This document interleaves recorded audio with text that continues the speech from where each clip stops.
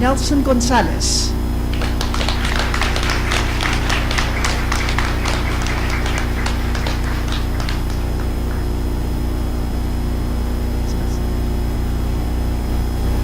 Diana Nunez. Is Diana here?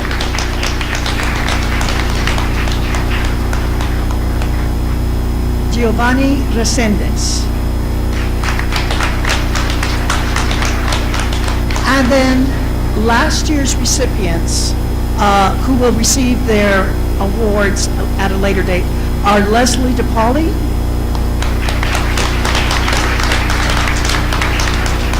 Tashina Gregorio, and Ashley Fernandez. Okay.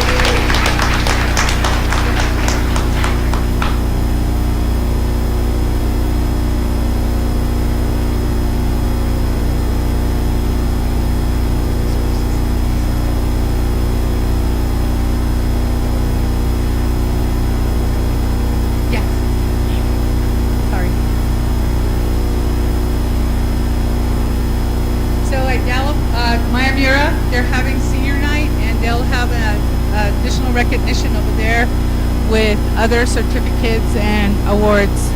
But this is coming from the Board of Education. The Board of Education verify for the state to have the seal put on their diploma. Congratulations.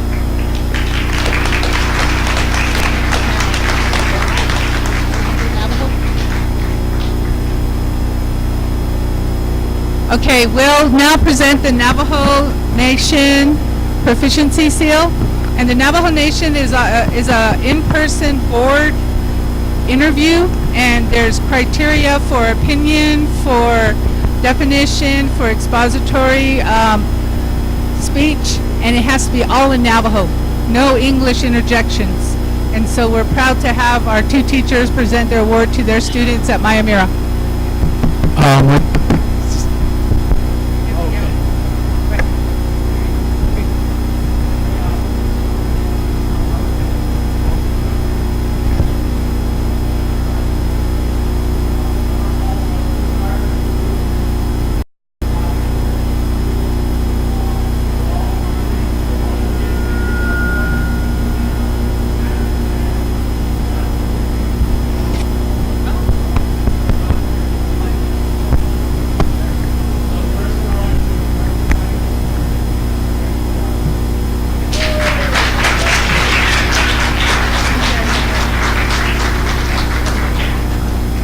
She scored at a 28 in advance.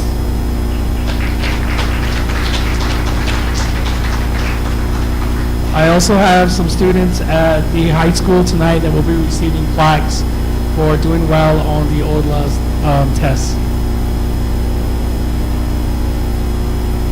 And I have an award for this student he did a tremendous job in my class, and he did very well on the Navajo language bilingual test. And this goes to Natani Yazi.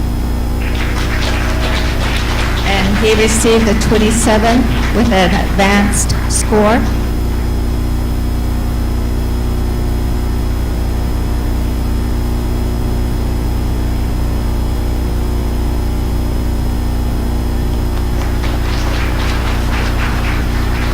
So that's the Maya Mira recognition.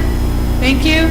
And if anybody speaks Navajo, you know that when you're growing up, you're not really asked your opinion or what you think on a matter. And they really had to do that when they presented. So, yeah, Maya Mira, are you done? We got Gallup High. Oh, you're doing them all together.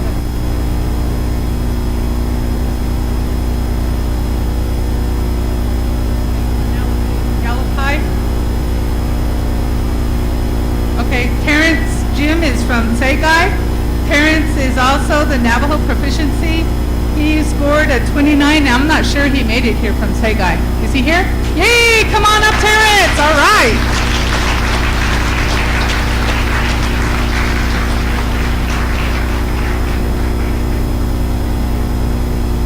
And then from Gallup High School, we have Alexandra Begay.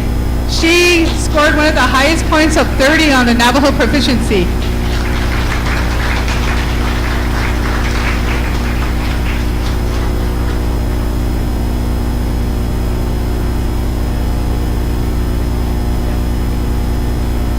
Thank you very much.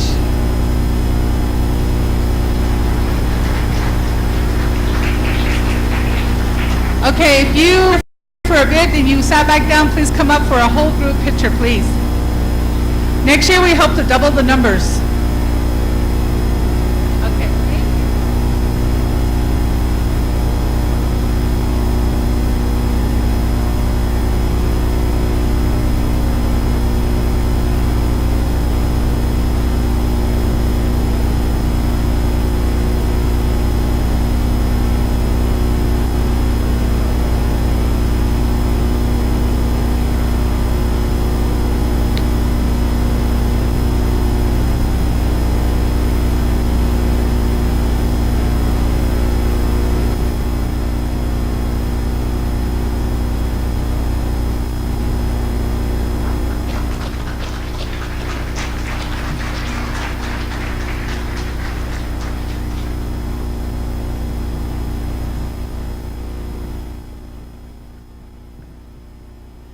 Thank you very much. Good evening to all of you. The next set of students that will be recognized is for the 2019 Paul D. Hansen Awareness Scholarship Awards. There'll be one senior from each high school receiving this award. We'll start off with Peyton Gonzalez from Mayamira High School.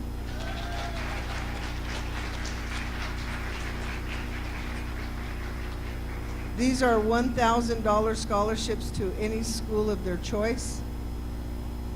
The next one is Lane Tran from Crown Point High School.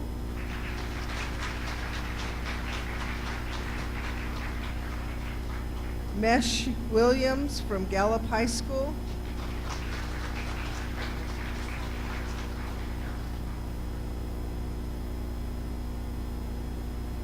Sheldon Jones from Gallup Central High School.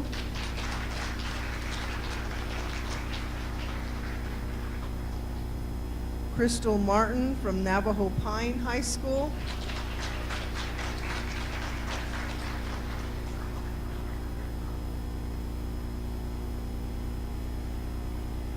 Wilhelmina Martinez from Rama High School.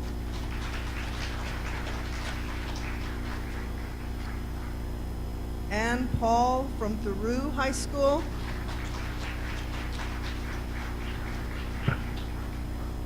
Ashton M. Burbank from Tohatchee High School.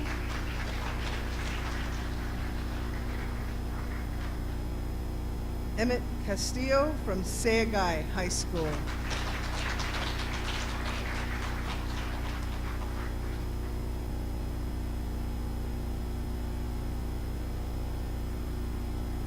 If you'll please stand with the board for a photo.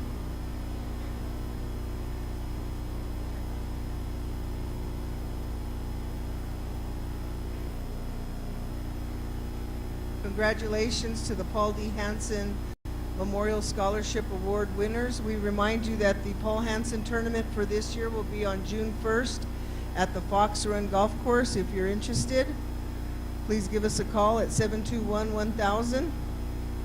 Again, the Paul Hansen Golf Tournament will be held on June 1st. That's where we raise the money for the scholarships.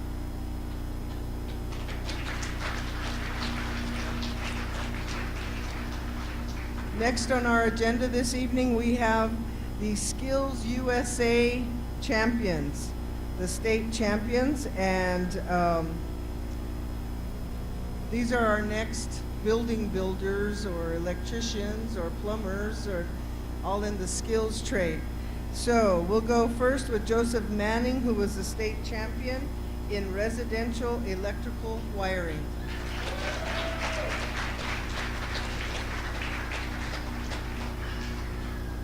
Ethan Williams, second place, Skills USA framing. And Joshua Salazar, third place, Skills USA framing.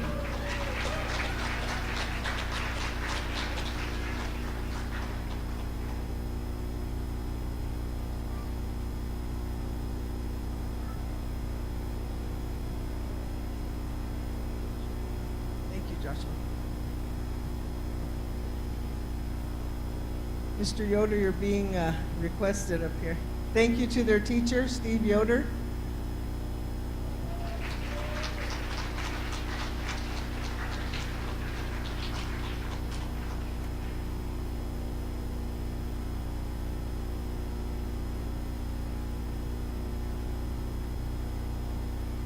Thank you. Next, I'm going to call on Mr. Ben Chavez to give away the awards for the state wrestling champions.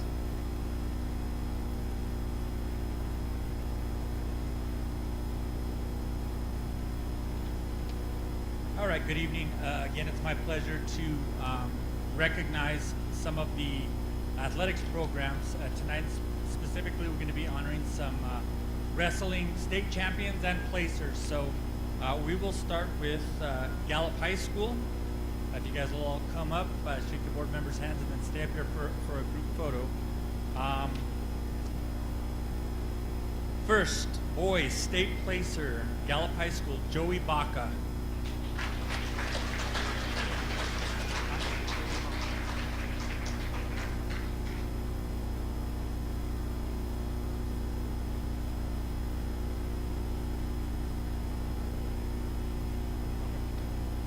All right, so we're actually going to call from either school. All right, state runner-up from Mayamira, Shandine Largo.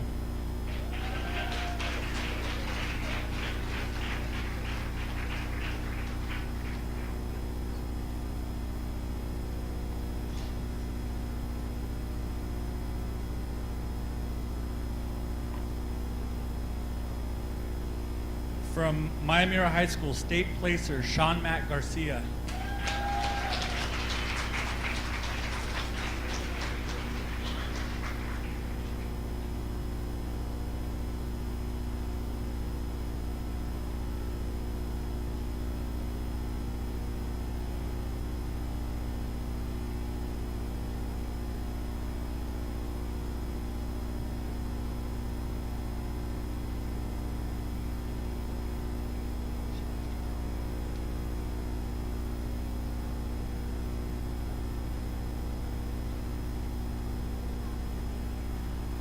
From Mayamira High School, state champion, Drake Guerrero.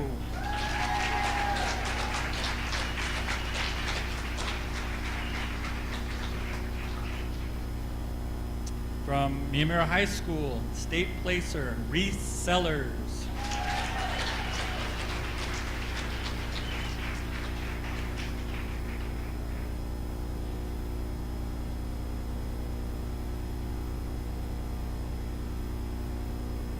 From Gallup High School, state placer, and they spelled her name wrong, but I know what it is, Caden Malcolm.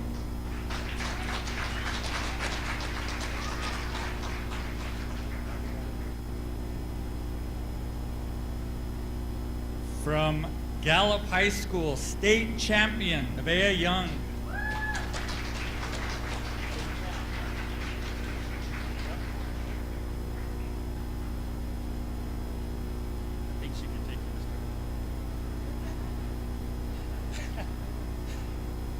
From Mayamira High School, state champion, Nancy Rodriguez.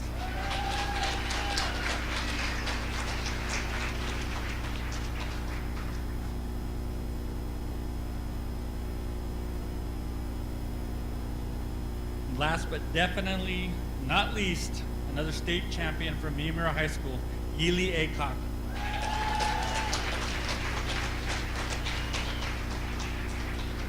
Coaches Nate, Ozzie, come on up.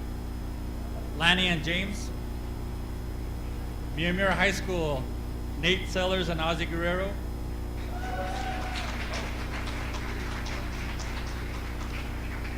Shandine, are you here? So we have state runner-up, Shandine Largo.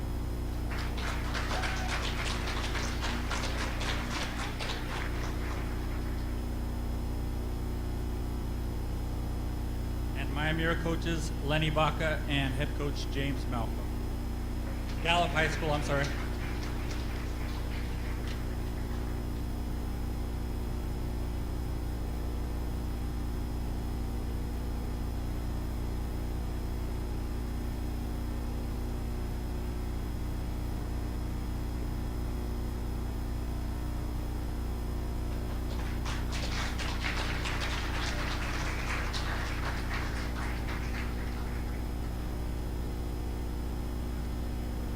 right.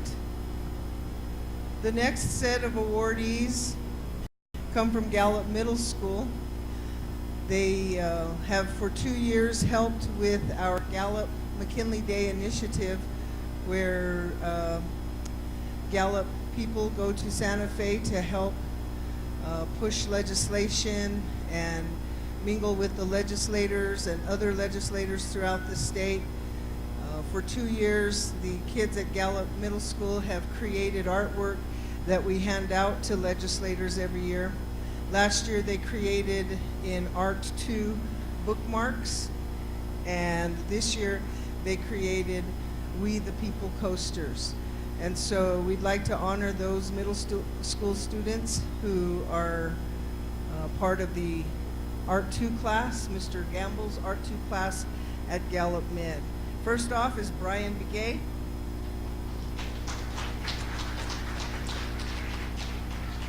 Sahara Fidakan.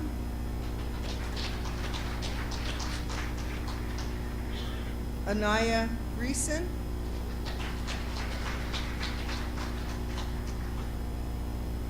Jennifer Ye.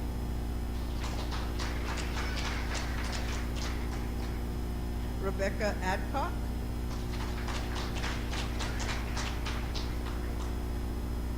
We're batting zero, Mr. Gamble.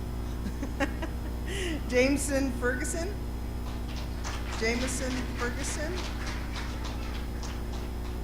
Hannah Corral. Emily Long.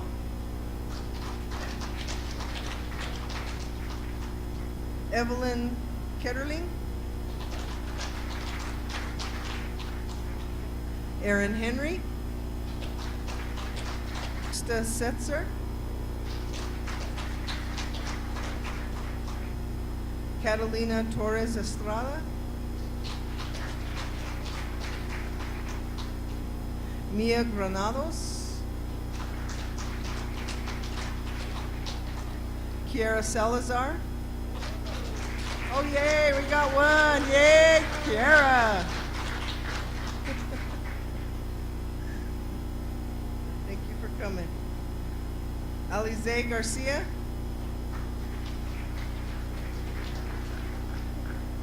Randall Charlie. Shandis Moses. Dylan Joins.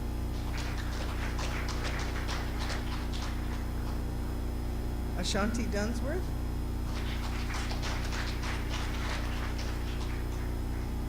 Daniel Hausner.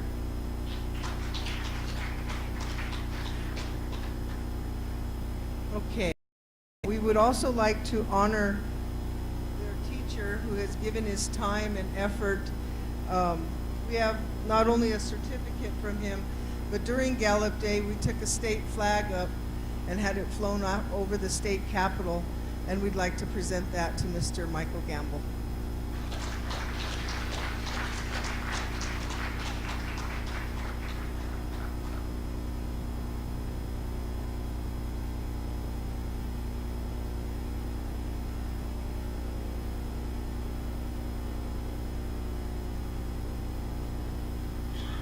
I just want to say a couple of things. I just want to thank Terry Frazier for bringing me on board and the kids that worked on the project.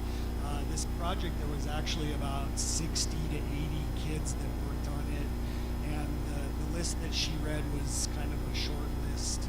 But I just really want to thank her for basically inviting me to participate and help out with the Gallup Day up in Santa Fe. And if she's willing, we'll keep working with her. So it's been a great experience.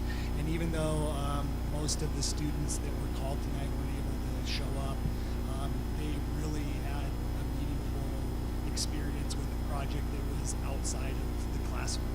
So thanks.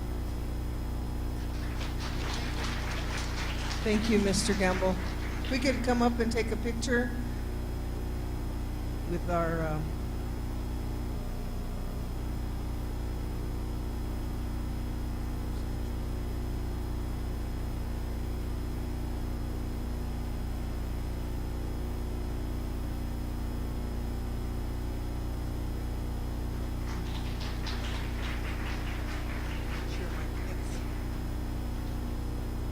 So I understand that we have another Paul Hansen recipient in the audience, Marianne Machika, for the Paul Hansen Scholarship. Just to let you know, we will get all the information for you. Is she here?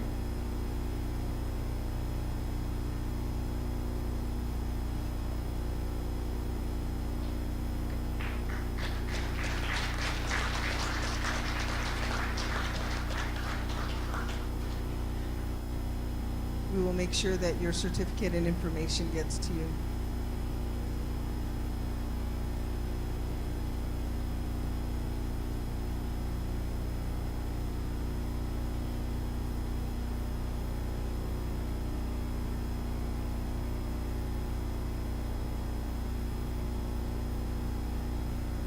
Thank you. I'd like to call up Xavier Vidales up to the front. He is another one of the bilingual biliteracy seal award winner. Xavier, are you in the audience? Okay.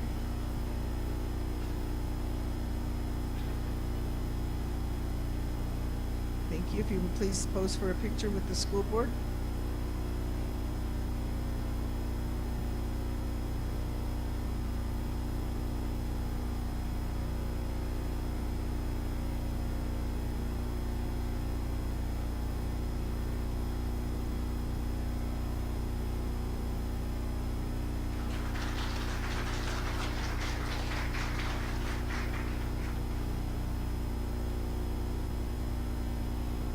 You guys ready? Okay. Another group of students that we asked to participate up at the legislature this year for Gallup McKinley Day were the Roosevelt World Ensemble Drummers. We had everything set. Everything was ready to go. And then Gallup McKinley Day became a snow day. And they didn't get to travel to Santa Fe. So we wanted them to be able to play for our audience tonight. So I'm going to turn the microphone over to their wonderful music teacher, Randy Markham. And here are the World Ensemble Drummers. Thank you. Thank you very much. This group has been together since August. Just to let you know, it's comprised of, you can tell I'm a teacher, moreover a music teacher. Comprised of 4th, 5th grade. We have one 2nd grader, one 3rd grader. And it's a world music ensemble. We want to thank the board, our esteemed board members, for having us here to perform. Mike Hyde, our superintendent, and we want to thank Terry Frazier for supporting the arts. The arts are very important. You know, the arts are the keys that unlock profound learning and human accomplishment. The keys should be given to students early, and they've been given to these students very early because this is what I taught when I worked on my doctorate in world music, and so this is a college level, actually, ensemble. So I'm very proud of them. We also want to thank our principal, Edgardo Castro, for his support enabling us to have the scheduling for this ensemble. So what we're going to play now is a medley of rhythmic themes. That's all I'm going to say.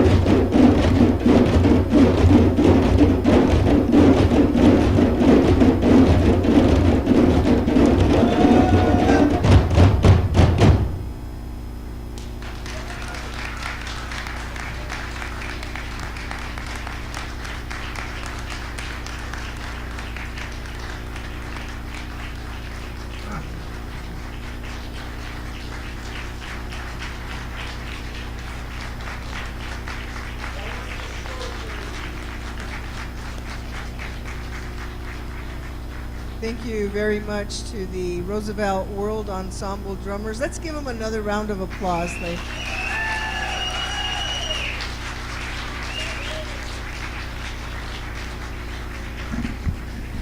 When they hit that first beat, all the looks on your faces is the look we wanted at the New Mexico legislature. And their t-shirts were for that occasion, so thank you, students, for wearing your t-shirts tonight. And we'd like to call them up for their awards at this time.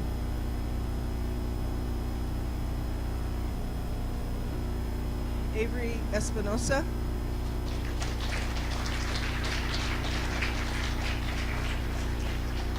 Galilee Sandlin.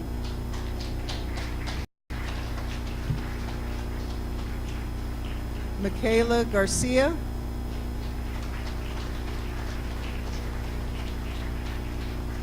Marcus Gonzalez.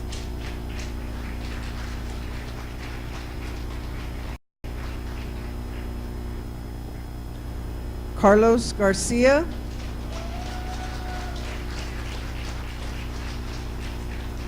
Ethan Begay.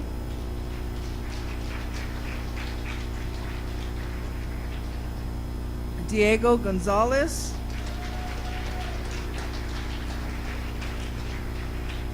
Taylor Bennett. Haley Martinez. Addison Garcia.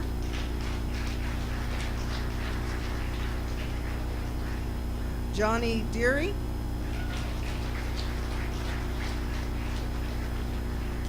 Nikolai Salazar.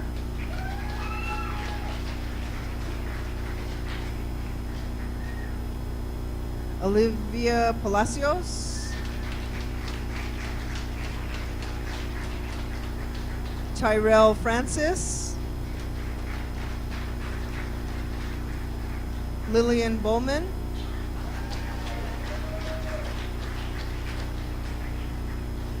and of course, their pretty cool instructor, Mr. Randy Markham. Students, if you will come and stand in front of the board, please, for a picture.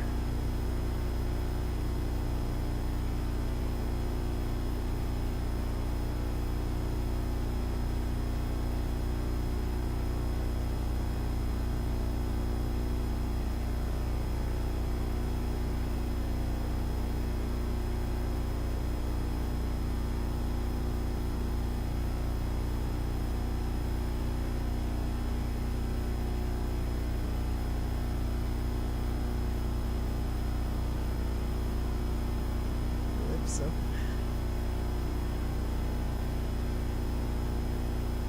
if everyone could look left for a second here on this side.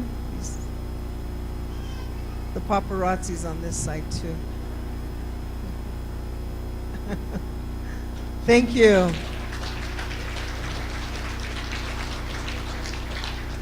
The heartbeat of GMCS. That concludes our recognitions for this evening. The board meeting will now move forward with other agenda items. Thank you.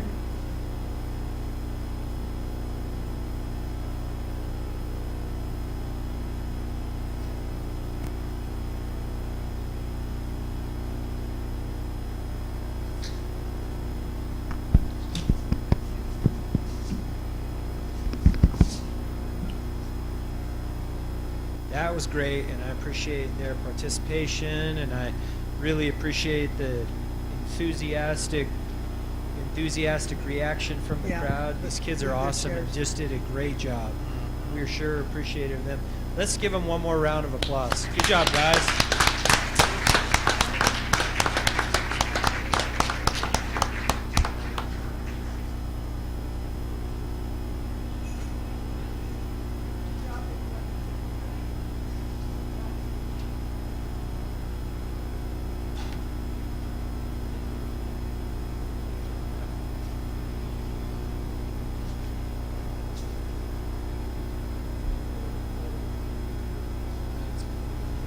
Make sure and get some wings on the way out, kids.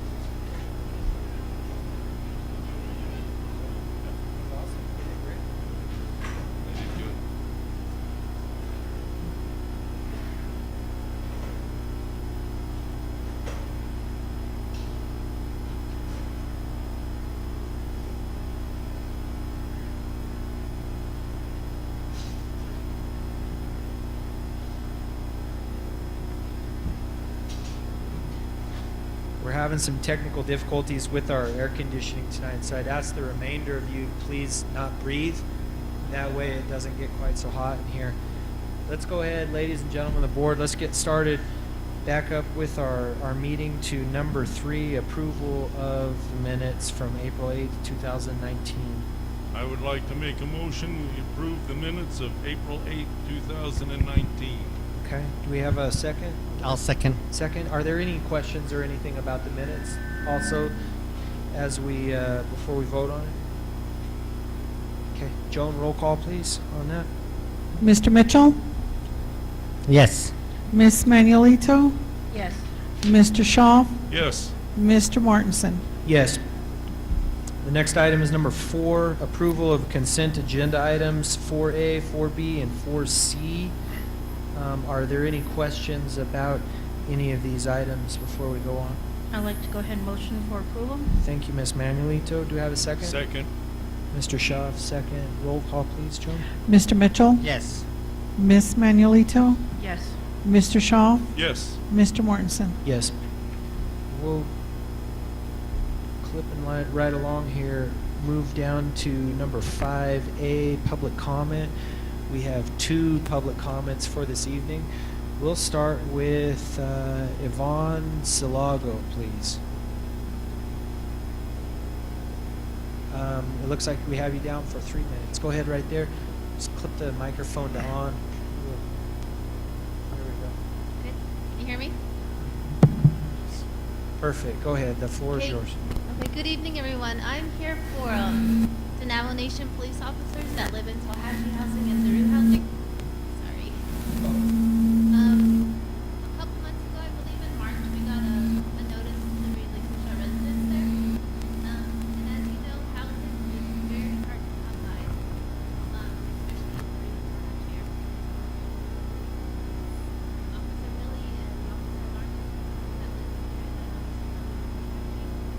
we are requesting to at least reside there for 1 year. That'll give us time to find housing,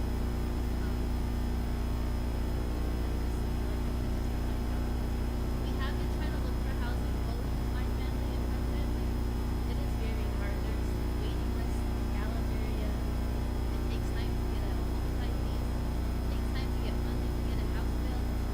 So if we had maybe received that notice back in August, we would have been ready to move out already. But I'm asking to see if we can get approval for at least 1 year.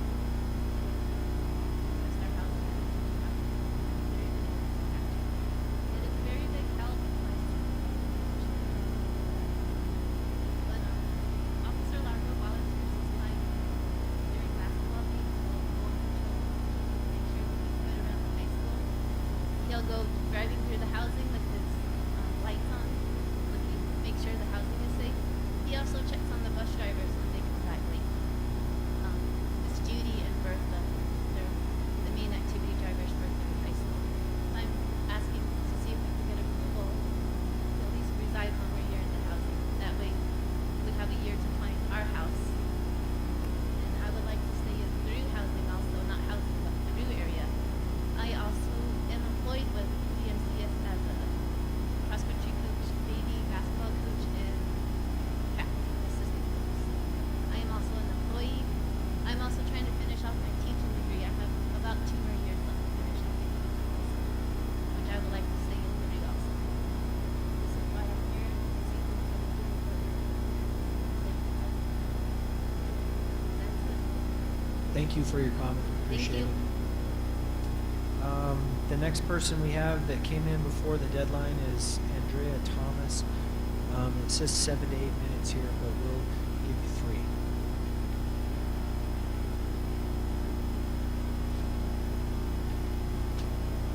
3. Hey, good evening, school board members, superintendent, Mike Hyatt, and parents. I had other duties this evening, but I'm really here for my daughter, Gabrielle Thomas, who sent me with this little thing she wrote, I guess during school, I don't know. But I got home, she said, here, turn around, go back to school board meeting. So I'm like, what? Okay. But anyway, let me go ahead and read this. It says, good evening, school board members, superintendent, Mike Hyatt, and parents. Sorry I'm not able to be there this evening. I have park testing tomorrow and homework this evening. I want to speak on the dress code for graduation. I am graduating next year from Tallahatchie High School. I plan to dress traditional because of the young, proud woman I am. I have already asked my grandma Sarah to weave me my red dress so I can wear it for my graduation. I do not plan to wear it plain. Each year for the past 4 years, my mother has worked hard to buy me at least 2 pieces of jewelry so that I could wear it on my graduation day. As you should know that silver, coral, and turquoise is not cheap. It is also a tradition for a Diné woman to have beautiful jewelry to own and wear, in which some of you are wearing tonight. I do not know what the rationale is behind a dress code, but I think we graduates should be able to wear and show what we want, especially on a day like this of achievement. You watched over us for 4 years, setting your policies, rules, and pushing us to be the academic person we should be. While this academic athlete wants to be a proud young Navajo lady and take one day to say what she wants, and that is to walk up to greet you all while receiving my diploma, wearing what I want to wear, and show who I am. Thank you. And it says, if you have any questions, you can come visit me at my high school. Please check in at the front office. It says, oh, another thing. I vote McKinley County Schools. Let the rural school areas feel like we're all one district. Sincerely, Gabrielle Thomas. Thank you. Thank you. Appreciate your comment. We'll move on to 5B, reports, and start with Mr. Hyatt, please. Members of the board, I do not have any report for this evening. I know we have a packed agenda later on for action items, and so I'll give my time to that. Unbelievable. We'll move on to board reports. Are there any board members that have any activities that are relevant to the crowd? Mr. Mortensen, I just have one. We attended the Region 1 meeting and it went very well. Thank you, Giovanna and staff, for being there. The other thing I wanted to mention, we'll be hosting the fall Region 1 meeting here at Gallup McKinley County. So I just wanted to give that an update, and everybody's really looking forward to the big spread we put out for the last time we hosted it. So. Ms. Manuelito, can you tell, just for the benefit of those in the crowd that may not know, what exactly the Region 1 meeting means and what that's going to be for us and for our area? Sure. Thank you, Mr. Martinson, for that question. The New Mexico State School Board Association split up the school district into regions. So we are a part of Region 1, which consists of Dulce, Farmington, Aztec, Bloomfield, CCSD, Gallup, and Zuni. So there's a cluster of us meet and we go over whatever we feel is pertinent as a board.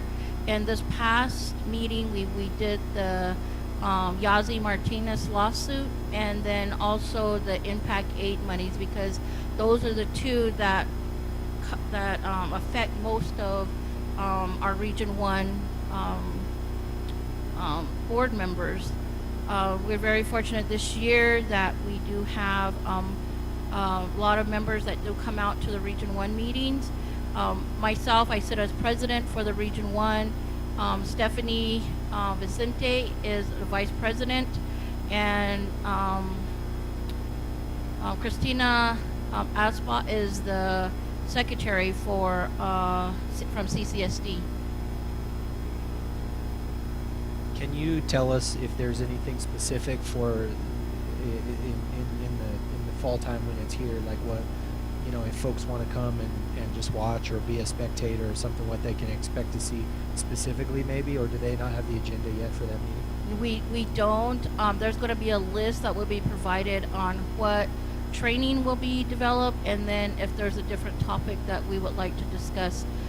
So if we do feel like we kind of stepped away from that list for this meeting, just due to the importance and the impact that impact aid and the Yazi Martinez had on our school districts as Region 1. So if something like that comes up again, like maybe even legislative priorities or anything, we can bring that up together and discuss it again as a region. I'd appreciate that. Just more information about it just for folks, especially I think at the end of the summer we'll have more information and maybe a clear path forward of what our actions are going to be in regards to impact aid and the Yazi Martinez lawsuit, and it would be probably really informative to have some kind of report on that for that meeting in fall time. Sure. Okay, are there anybody else that has anything to report, please, from the board? Okay, we'll move on to item 5B3, notices and communications here. I'll let you, members of the audience and board members, read that on your own, and make sure and mark your calendars. Number 4 here, 2019 high school graduations. Maybe I'll just go through that one so people can write that down. May 16th, it's a Thursday. That's going to be Rhema at 6 p.m. May 17th, that's a Friday. Crown Point at 6 p.m. and Tohatchee at 6 p.m. May 18th, that's a Saturday. It's going to be Central at 10 a.m., Sagai High at 10 a.m., Thoreau at 4 p.m., and Navajo Pine at 4 p.m. May 24th, that's a Friday, Mayamura at 6 p.m., and May 25th is a Saturday, and Gallup High is at 6 p.m. So make sure and mark those in your calendars so you're here to support our graduates and board members. Hopefully everybody's had a chance to get with Joan about which ones you'll be attending so we can have a good presence at those. Let's go ahead and move down to item 6, new business, 6A. And I think for this one I'll turn the time over to Mr. Hyatt to go over this one specifically. It's got some kind of details that we'll trudge through, and then after that we can whatever the pleasure of the board is on that item. Go ahead, Mr. Hyatt.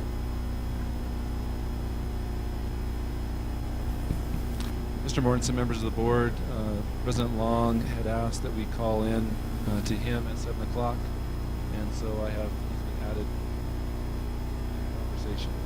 I don't know if we have a roll call for that or just a okay. So there's several items this evening for action items. The first one I want to address and talk about so I clear up any questions that you may have. I know we've had some individual conversations. As you know, we have employees that are represented by the McFuse union in our district, and we also have employees that are not represented by a union. And so this particular item is for those employees that are not represented by the union.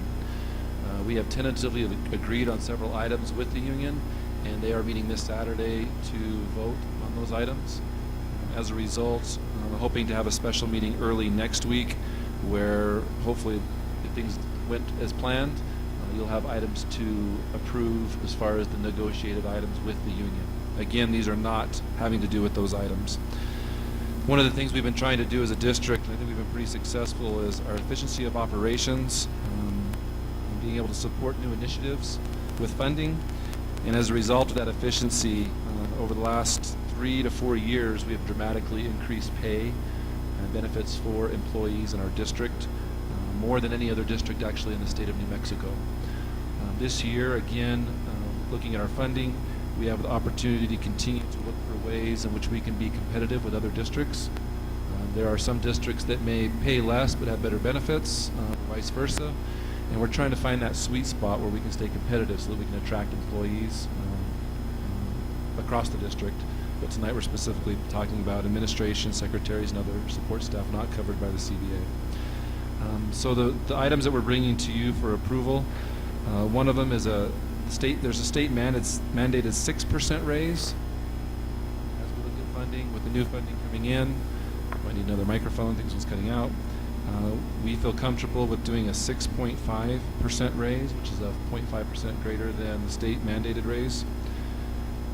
We're also looking at reducing the number of days. One of the things that happened this year is the state mandates things, especially with pay. Sometimes it causes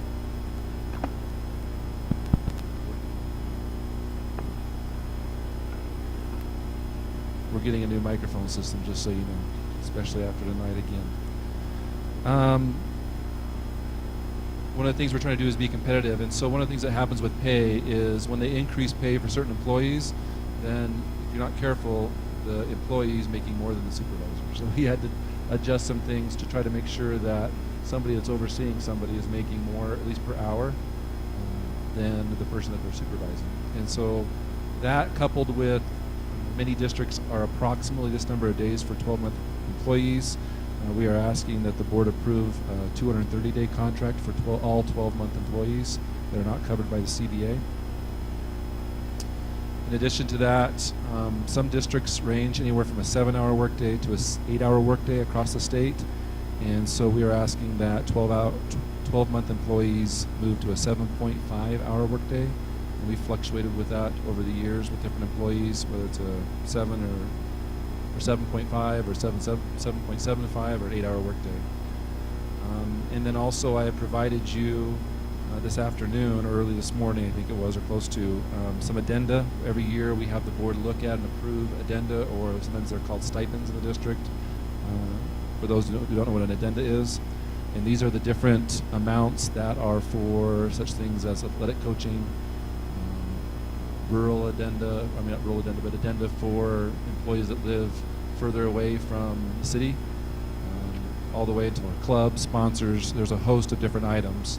And I can go through those. There have been a few changes on those items, and if you'd like, I can go through those, let you know what some of the changes were, unless you, or let you have ask questions on specific items. There's not too many drastic changes. Probably one of the most exciting ones is we do have a longevity addenda, and those addenda are for employees that work in the district for so many years. And we were starting at 15 years, where employees would get more funding or more for salary, not salary, but for addenda to work in the district. The purpose of that was to help people stay with the district, but they have to wait 15 years to get to the point where they make extra money on that addenda. And so what we're proposing is that get moved down to 5 years. That way, people every 5 years, up until 25 years, people will receive a little bit more money, just in case there's not a raise. There's still more money to entice people to stay with the district. A few other things: TESOL endorsement. We are increasing that from $1,500 to $2,000. One of the needs for our students as English language learners, we need to provide more teachers that provide those skills to teach English language learners. And as a district, we need to have more employees that are certified in that area and have that licensure. And so we are trying to encourage that more and more by paying more for that licensure. The last item, and again I can go into more detail on these as we discuss them, I provided you the central office organizational chart, and that chart does not have any additional people. There's been a couple items on there moved. We've provided more oversight for our athletic director. They'll now oversee food service, what we're asking for. They will also oversee all complaints that come into the district, so we have a one-stop shop. So we have consistency in our complaint process. In addition to that, the college and career readiness employee administrator who was under Dr. White, under support student services, we would like to move that over to curriculum instruction. And so those are the only changes on the organizational chart. And lastly, in order to stay competitive, because we've had a difficult time finding teachers for our schools that are far away from the city center, we are asking the board to approve that all employees living in the teacherage units that we have across the district, they currently receive free utilities. We are asking that you approve that they receive free rent also. We feel this is a huge benefit for employees to want to live in an area that may not be easy to live at times because of the conveniences that are lacking in those areas. Typically, every year we have more employees that we can't find that will go to the county to teach than in city centers, and so we are asking for you to approve that. It's a little over between $600,000 to $700,000 cost each year. Due to the funding increases this year, we feel that we can easily handle that increase or the loss of funding due to rent, and also that will benefit our students in those areas. And in the future, I think we need to look at our funding in future years and look what else we can do, because even in Gallup, it's difficult to find housing. So we need to stay competitive and make sure that we can be attractive to employees from inside the state and across the country, even outside the country. Questions from the board? I'll take those at this time. Go ahead, ladies and gentlemen. Board. I have a few, Mike. The first one that I want to ask is, which one should I start with? Okay, how many of our employees will be affected by this raise of the 6.5? You know? That are not covered, Ms. Mangalito, those employees that are not covered by the CBA, it is not the majority. You're talking about administration, secretaries, indirect support staff. Trying to think, cooks that are not covered under the CBA, that are contracted out. Anybody else? I'm looking at my assistant superintendents if I'm missing. I know there's a few other employees that are not covered under the CBA.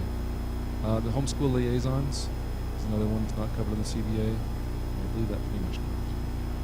Okay, and the teacher, to retain teachers, I'm so thankful that we're doing the teacher-free teacherage rent. But what are we doing to retain the teachers that do not live in the teacherage, and how are we assisting them? Because I think having free teacherage rent is great. I support that. But also what are we doing to retain our teachers that are not living in teacherage? There are a host of things that we do as far as a benefit package. Just because you don't receive free teacherage rent, there are still several other benefits. There's a long list of those that people receive by being employed by the district. That's again, as I mentioned before, there are employees that are not in the teacherage, and that's something in the future we'd like to look at as ways to support their housing needs. But at this time, we did not feel comfortable doing something differently for them until we get through this fiscal year to look at different options. So, Mr. High, if you can pass along a list of what we do for them, I would really appreciate that. The second thing, or the other thing is, I see that on the addendums, we have academic and athletic. And I would really like to have more of our academic addendums match a lot of our athletic programs, just because I know how strong they do work also.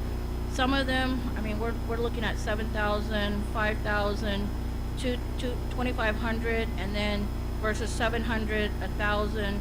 I really think that we should be offering higher addendums for our academic staff, our yearbook, our class sponsors. Some of these are like year-round positions and year-round that they're helping our students. And I would really like to request that those in Spanish club, student council, be brought up a little bit higher, if that's possible. And also with the different, the longevity, that sounds pretty awesome too. I know that before we used to get a copy of what increases were, like it was marked out, like, okay, like, let me take something. Volleyball, JV volleyball coach, 2,800. It was 1,500. So I would like to see how much of an increase they got, if any of that changed. I know you mentioned one went up from the TESOL endorsement from 1,000 to 2,000, so I marked that down up. But I wasn't sure if there's anything else that was changed that we can see on the addendums. Can I answer that first really quickly? Yeah. Mrs. Manuelito, members of the board, I just want to make sure people understand when we do addenda for activities that people sponsor, we try to look at how much time on average is put in per hour and then determine the addenda from there. So typically, I'll use the chess club as what I'm looking at right now for $700. Typically, those meet once a month, whereas somebody that's coaching volleyball, it's every day plus travel plus all the different games that they would coach. And so we did increase some of these, and so I'll go through those really quickly and show you which ones. If you want to start on the first page, Business Professional of America, we went from 800 to 1,000. Drama, I don't remember what it was, but now it's at 2,000, which I believe is approximately 1,000 more than what it was before. Educators Rising was already in there. As we go down, Skills USA went up because of the push to have more career pathways in our schools. It went from 1,000 to 1,500. And that is it for that page. The next page, the board meeting, board secretary, board meeting reporter. We're doing that a little bit differently because we use that stipend for different things. It equates about the same amount. It's about $250 per meeting. And that's for about 20 meetings a year. So it's equates to the same amount. Cell phone allowance went from $350 to $500. the head custodians for each level, all of those went up. I'll send you the exact amounts, but all of those went up to the next $100. Longevity, as I mentioned before, you can see the amounts that you receive for each 5 years that you work in the district, which is new. All of those are new. And then every year, the New Mexico Board of Certification changes because we receive that funding from the state. And so we give the amount that we receive from the state to the employee. And then TESOL endorsement, it went from $1,500 to $2,000, as I mentioned before. The next page, on this one, we used to have an administrator rural addenda and a teacher or certified rural addenda, and we combined both of those so that teachers and administration's getting the same amount, principals getting the same amount. With the pay increases, with the free rent, if that's approved, these items, we felt that it was whether you're administrator or whether you're teacher, you should get the same amount due to where you live and how far away you are from the city center, conveniences. And so every single one of these for teachers has gone up, for certified personnel has gone up. For all administrators, I believe every single one of them has gone down. So for example, it used to be, for all you say guy, the one I can remember, I believe it was around $3,800 for a principal, and now it's down to $2,500. So we did have some reduced costs or some reduced payouts for that. Lastly, for the athletics, for the middle and elementary, all of those went up. The ones that are $1,500, they used to be $1,200. They went to $1,500, so we increased those a little bit due to the time. And then for girls basketball and boys basketball for elementary, it was $1,000. It went to $1,200. Lastly, on the athletic schedule, there were no, I don't believe, any changes to any of these items. They remain the same. Unless, Mr. Bond, is there any changes that you're aware of? No, we didn't change any items on the athletic cadet schedule. And Mr. Mortensen, my last question. On the organizational chart, was there any changes in McKinley Academy? On the organizational chart, that is, we recognize that program as a school, and so as far as personnel changes, there are no administrative personnel changes as far as number of people. We are increasing, adding a counselor. We're also adding a secretary due to the size of that school, that program, and I believe the teachers remained the same. So because we're up, we projected around 280. We're now up to approximately 330 students. Typically, you have one counselor for 250 students in a school, and because it far exceeds that, we need to add another counselor. And just to make sure we take care of the front office, every school has at least 2 secretaries. Thank you for your question. Are there any other questions from members of the board about that action item? No, All right. Mr. Mortensen, but I would like to go ahead and motion for approval. Okay, do we have a second, please? Mr. Shaw for our second. And roll call, please, Joan. Mr. Mitchell? Yes. Miss Manuelito? Yes. Mr. Shaw? Mr. Mortensen? Yes. Mr. Long? Mr. Long, can you hear? Here.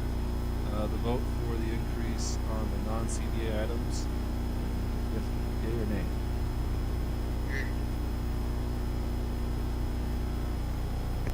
I think that was a yay, like he was excited too. That's what it sounded like. All right, let's move down to item B, approval of renaming our school district. Discussion? Let's start with discussion.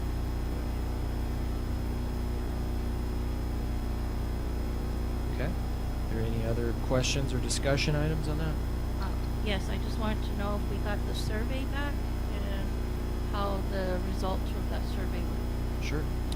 So we put out a survey to ask for ideas for the name change, and so it wasn't a survey on whether you wanted to change the name of the school. It was a survey on ideas if the board chooses to change the name, what would be a name. And so I listed some of the ones that would fit with regards to what the state typically has for acronyms, and also for names for districts in the state. That way we weren't drastically different. there were lots of different kinds of names, but these ones seem to fit what the state would follow along with what the state is. So we included the current name, we included McKinley County School District, McKinley Unified School District, etc. Typically, when schools or districts are combined, it's usually a word of consolidation, union, or unified. So that's why some of those floated to the top. Good question. Are there, Mr. Schaaf, when you said table for more information, what kind of information are you looking for? More input from the public? Okay. Some time for folks to come and comment or whatever?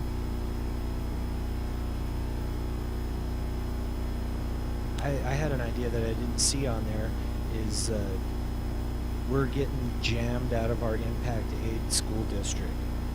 Call it that.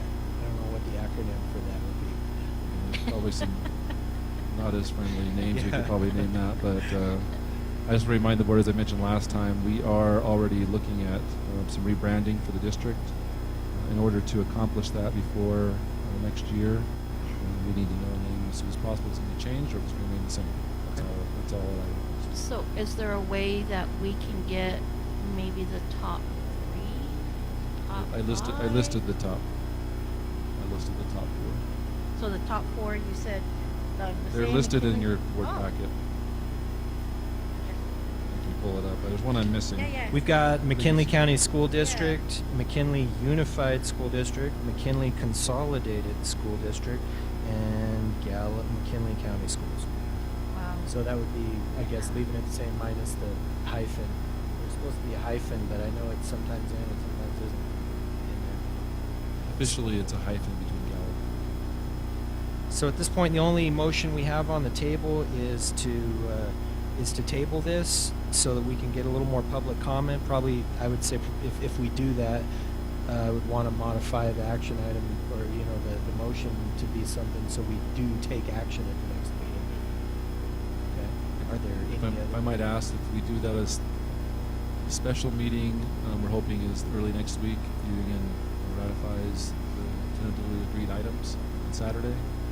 Is that something, if that's what you choose to do, would that be soon enough?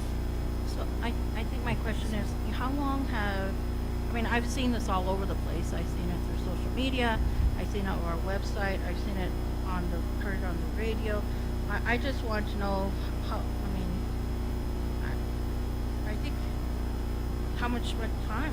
It's just a couple of days because we'll be meeting again next week. So I don't know if we could just.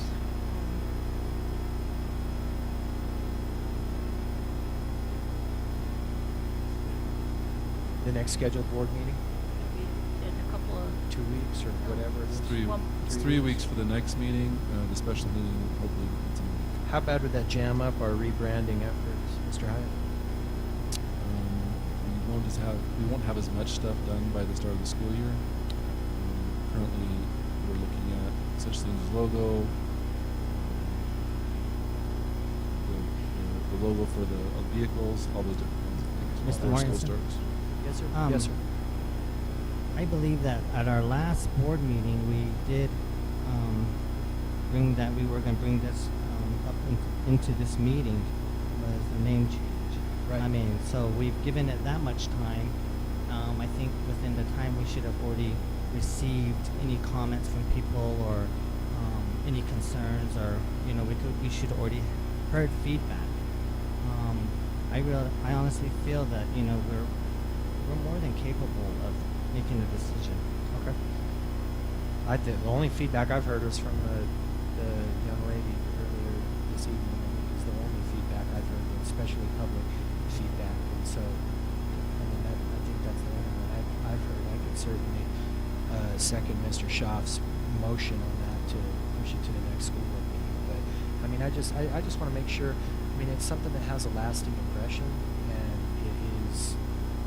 Put it out on the front of the the building and on our buses and everything like that. I want to make sure that we're sure about the thing, and I think I would appreciate some more input, public comment input on this item. Like, Thank you for your comment, Mr. Martinson. I'm just kind of going off what Mr. Hyatt is saying.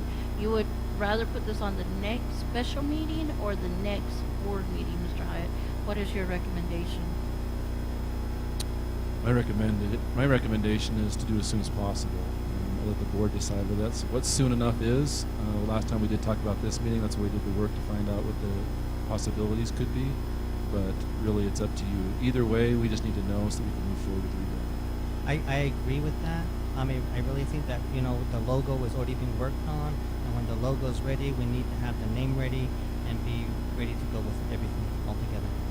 What's the chances of having, like, maybe a survey on the webpage or on Facebook of these four? If these are the four finalists or something like that, I mean, would that work? Is that Same. We've done a survey already to find names. We can do a survey for that. Now that we've got some finalists, that might eliminate some that are away from left field and give us. I mean, to me, these seem all four like fairly reasonable, but I think it makes sense to get some more input. It would take us. We could easily have that done this week. It'd be pretty easy to get done before next special meeting. If we did that, could we vote at it at the special meeting, Mr. Schaaf? I mean, what do you? I agree. I think we could. Would you like to modify your motion, Mr. Schaaf?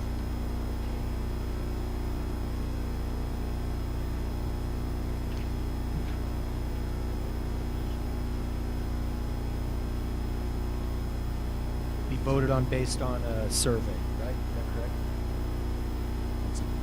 Okay. All right. So, Go ahead. Mr. Martinson, Yes, ma'am. okay, there was a motion, there was a second. I think we need to vote on that, and if it's voted down, then Mr. Shaw can go ahead and do another motion that he just stated. Do we But I have think- to? Do we have to do that, or can we modify it? Never Yes, seconded. Mr. Mortensen seconded. Okay. He didn't second.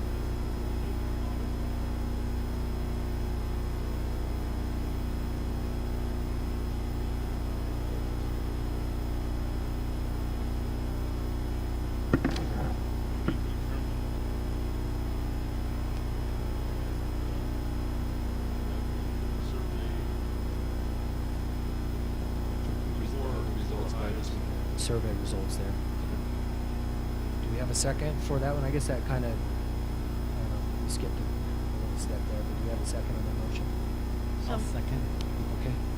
Mr. Mitchell is seconded. Joan, roll call, please. Mr. Mitchell, Yes. Miss Manuelito, Yes. Mr. Shaw, Yes. Mr. Mortensen, Yes. Mr. Long. Mr. Long, did you hear the motion? Yes.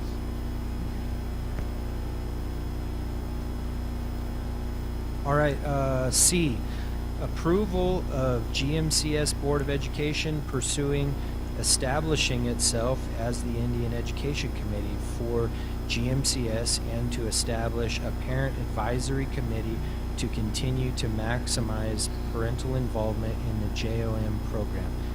Are there any comments, or do we have questions about this action item, or can I? Is there anything that needs to be explained on this? Can you clarify for us, Mr. Hyatt, what we've got here with this? This is an item that the board brought, and so I don't think there's any board member that I know of that doesn't have their own discussions about this particular item. Great. So this is a board item brought to the agenda, and I don't know what else I can add. Okay. other than what you've already talked about. Are there any questions? I think I just would like to, I think it's very important that we continue to have our parents involved in the Indian Education Johnson O'Malley program. I think that their voice and their opinions are crucial and vital to this program, and I know that we are having to do this action and I'm very reluctant, but I think there are times when we need to restructure and bring our program back together. And I did mention this previously to my sisters, on the Indian Education Committee that this was a possibility, that this is something that might happen. And so I know that I've been getting a couple of text messages and some concerns, but I think as the Board of Education, I would like to ask my colleagues here that we continue to, even though we are going to be now establishing ourselves as the IEC, but I think we need to continue to have our parents' input, and I know there will be the advisory, but I would like to continue to have the same direction that we had and just continue to have the oversight due to us having now a majority Native American board. I think that is one of the possibilities that the 25 CFR stated. But I think, again, like I said, I would continue to advocate that we still have the parents as our advisory and continue to have their opinions and the opinions through the needs assessment from our communities. Thank you. Ms. Manuelito or Mr. Mitchell, how, just in practice, can you explain a little bit, like logistically, how this is going to look, or how, maybe verbalize how us as a board talked about how, how this would go forward in practice, like how this motion, because basically what we're talking about is doing away with the IEC, absorbing those responsibilities into the board, right? And then establishing some sort of parental advisement committee or something like that that would help us as a board to adjudicate in the Johnson O'Malley program. Is that correct? Like, how do you envision this potentially looking? Well, I think I kind of expressed my visions before that, I think this was a very hard discussion, and I think this was very hard for us to look back and see what we can do to help our parents in this area. And I think it just got a little out of control, and I think that with having that stability, and in the 25 CFR, it says that if there are is a vision majority board, that the Board of Education could become the IEC for the approval process. And I think that's where we, as mentioned from our legal attorney, that is where our decisions will be made. We will continue to have a parent committee. I just don't want to completely take that away. I think that they still are very valuable, but I just really would like to get some control and really like to, because this funding is very important to our children, and that is the main reason why we are stepping in. But at any time that we are not a majority Native American board, those changes need to be made back. And I think we need to continue to have the election process. I think as elected official or elected parents, that was a vital role. And at the community, there's different ways that we have worked it out to where they were either elected through the chapter, they were elected during at a parent advisory committee meeting at the schools, or they came in and volunteered during the IEC meetings and were elected through the body. So there were different realms of getting elected into the parent advice or the Indian Education Committee. So I don't know if there's anything more specific, Mr. Mortensen, that you would like for me to explain.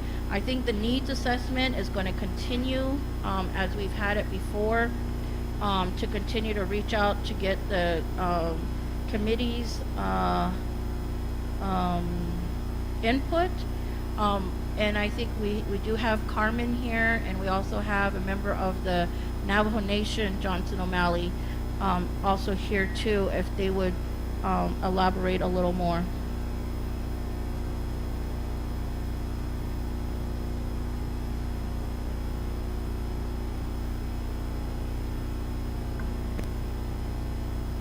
Didn't know you were going to be put on the spot tonight, huh?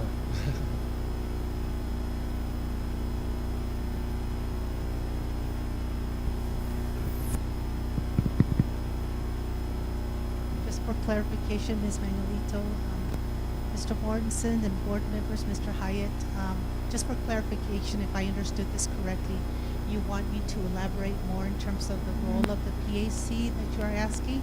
That will be determined by the board. I would expect that some guidance will be provided maybe to Mr. Hyatt to Dr. White, and then Dr. White with me. If the board would like to ask for maybe input from at my level and Dr. White's, I would suggest that maybe you give us some time to have some conversations and discussions, and we can come back to you with recommendations if you wish that. But I think the direction and the guidance, and in terms of what the PAC role, who will serve, and what it looks like in terms and what will be the makeup, I don't think that has been decided by you, and I would recommend that you make that decision sometime in the future. So I think the other clarification I'd like you to make, what has been the role of the IEC in the past as parents with these fundings? Because I think one of the parts that was encouraged by our attorney was that there won't be no officers, that we would be the body that would be making the approvals, I guess, for the budgets and stuff. So the officers will be the officers up here for the program. So that was my. If I could add, Mr. Mortensen, Ms. Manuelito, it's to be determined. From what I understood from legal counsel and from other discussions that you've had, is that you could set it up however you wanted to set it up. So you could still have officers, you could still set up the bylaws, or however you chose to do it, elections, etc., for APAC. So it doesn't have to not. You don't have to not have a double negative there as far as people that are serving in some sort of a position within the PAC. So if I may add, just that you mentioned as the bylaws, if you wanted to change or revise or update the bylaws, you can ask your selected committee, the PAC, to make recommendations, and then those recommendations will come to you so that you can make decision on the bylaws. For another example would be the needs assessment. When that time comes around, when the school district needs to revise and update the needs assessment, that would be possibly maybe something that you might want to consider, is to allow the PAC to provide some feedback on the needs assessment for your approval. And I think the name was PAC was just thrown out there, or IEC. That was just so even the name in itself, we weren't too sure about either. I mean, we just used PAC because that was kind of an advisory that's already in place at this time through the schools. So I think that was also a discussion topic. It could be. It doesn't have to be the same PAC. It could be a different PAC. It wasn't so much about the name as that you would still have parental involvement, is what the discussion was.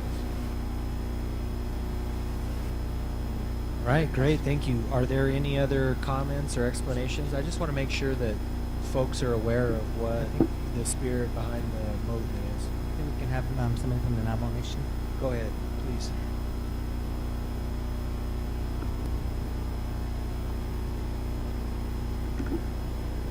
Good evening.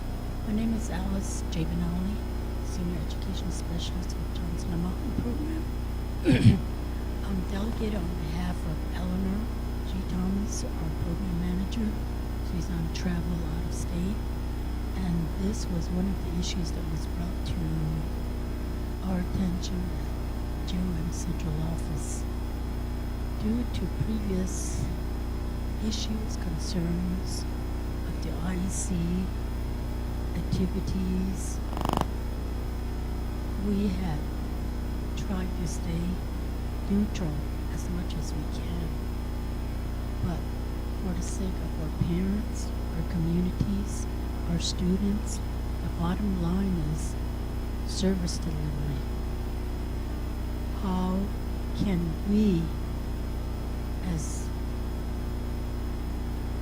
the Navajo Nation, the school board, communities, serve the best possible we can for our students, so this money that's generated by the students are used appropriately. So we've been having a lot of concerns, issues coming to our office, even going up to the Navajo Nation President's office, council delegates, and it comes back to our office. And we have to make a decision whether the best possible solution is to have the school district take over temporarily as the IEC till such time the school district can address and settle this, what's going on with your Indian Education Committee. You're not the only school district that's experiencing this.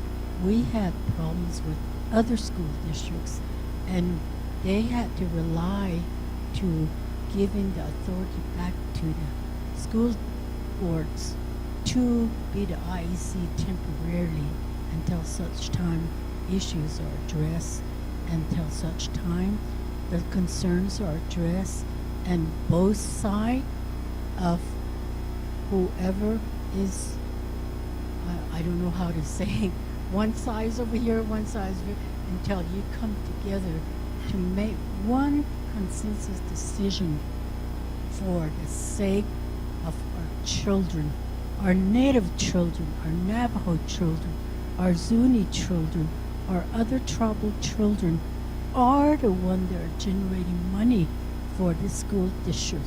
What would happen if we pull out? What would happen? And we're talking in thousands and thousands of GOM money that our children generate. I'm not only speaking on behalf of our GOM program, Navajo Nation. I'm a grandparent. I have a young grandson that goes to Jefferson. I go to his school activities when he wants me to come. So I am also talking as a grandparent, I'm talking as a resident of Gallup, I'm talking as a voter of McKinley County School District. Whatever is best suited to get this in line and not bicker among each other, we would appreciate that. And we try our best from central office to provide technical assistance. We try our best to provide directions, but many times the IEC will not listen. They have closed ears. And many times the school districts will not listen. They have closed ears. So both sides, somewhere, we need to come together again for the sake of our children. So temporarily, we would recommend the school district act as an IEC till such time when this concern, these issues are addressed. Thank you very much. I have a couple quick questions for you. So, so it sounds like the Navajo Nation's position is they are in favor of the school district taking control of the IEC. Can you explain to us what your department has done? I mean, you're the funding agency, basically. What your department has done to. I mean, you said you're kind of, you know, you've hit your last nerve. You don't have any other steps to take. What steps have you taken so far to deal with the contention in the IEC? I think what I said was kind of like turn around. We're not saying that we're in favor. We are recommending temporarily until these issues, these misunderstandings, these miscommunications or clarify that the school board should temporarily act as an IEC, Which, not take excuse me, over I'm sorry. as permanently. Which misunderstandings are you talking about, and what has your department as the granting agency done? What action have you taken so far? Our senior education specialist that's assigned to Gallup McKinley County, Mr. Jonas Yazzie, and the senior accountant, Alice Dotson, they have numerously worked with the IEC to make sure some of these issues are addressed, but it's not really coming to anything. So until we heard that GMCS school board was going to take over as the IEC, that's when we thought, what is best for the school district? What is best for the IEC? What is best for the Navajo communities that are being served by the school district? So right now, we are kind of like in, I don't know how to say, misbelief that this is going to happen, but something has to happen. Something has to take place to wake up and say, our students come first, not our needs as adults, not our needs as school officials, not our needs as Navajo Nation officials. It has to be the students and the parents and the Navajo communities that the school district serves. Thank you. Yeah, Alice, I need the neko. Need a hintigi, but sendo.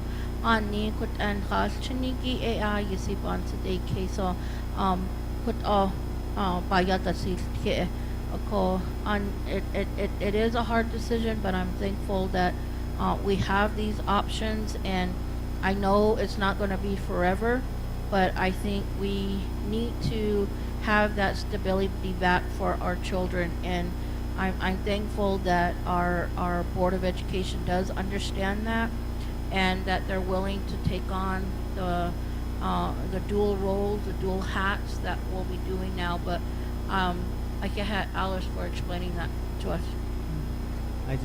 I would like to say something, Mr. Morris.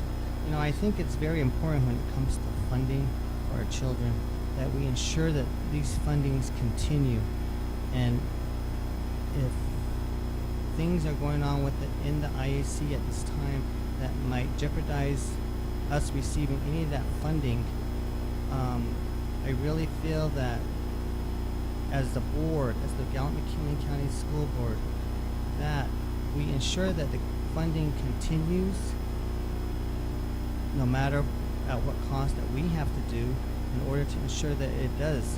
You know, we as the board, if we were to lose funding from our school district, it's not going to be IEC's fault. It's not going to be the Navajo Nation's fault. It's the board. We're going to be at fault here. So therefore, we need to make sure that we do take the proper steps to ensure that nothing happens with our JOM funding, and that the JOM funding will be there for our children. So, thank you. Mr. Mitchell, I agree with what you're saying.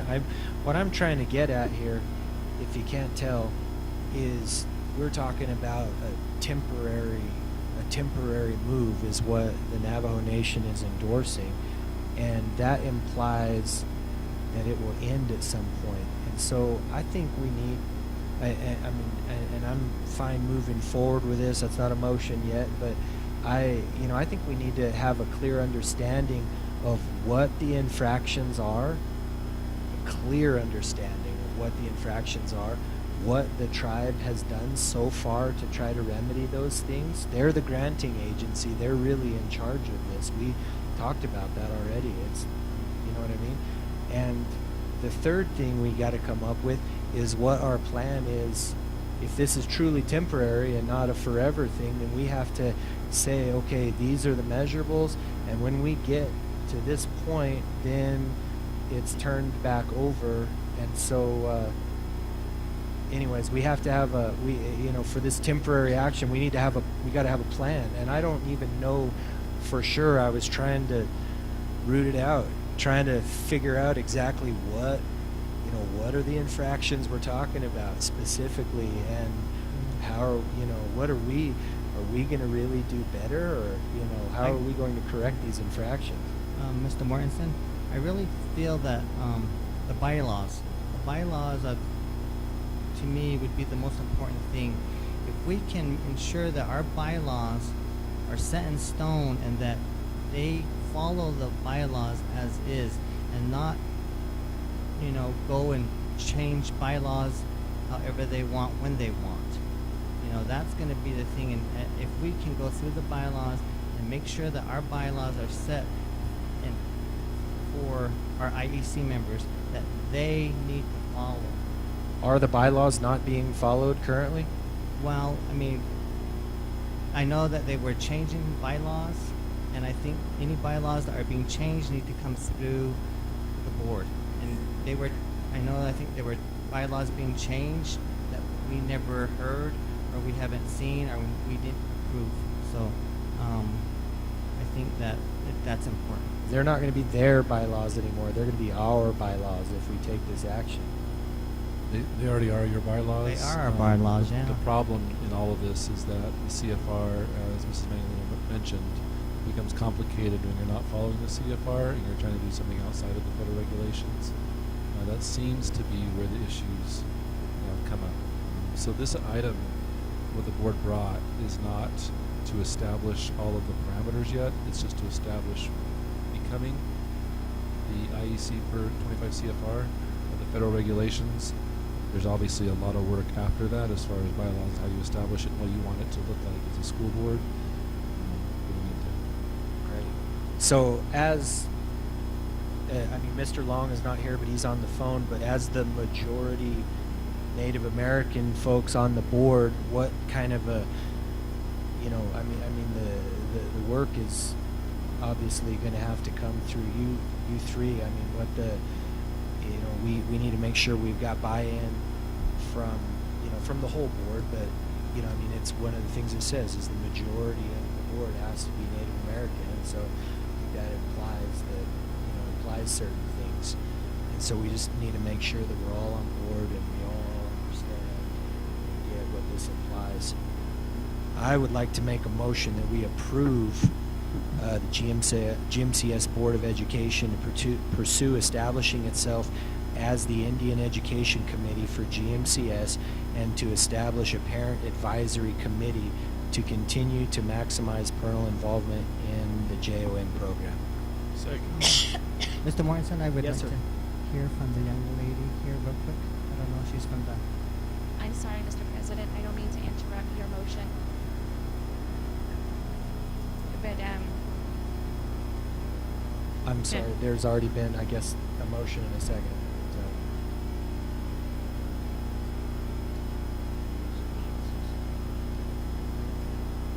Yeah, he seconded, so. Roll call. Mr. Mitchell? Yes. Ms. Manuelito? So just for clarification, so we make a second and, a motion, a second, and then discussion?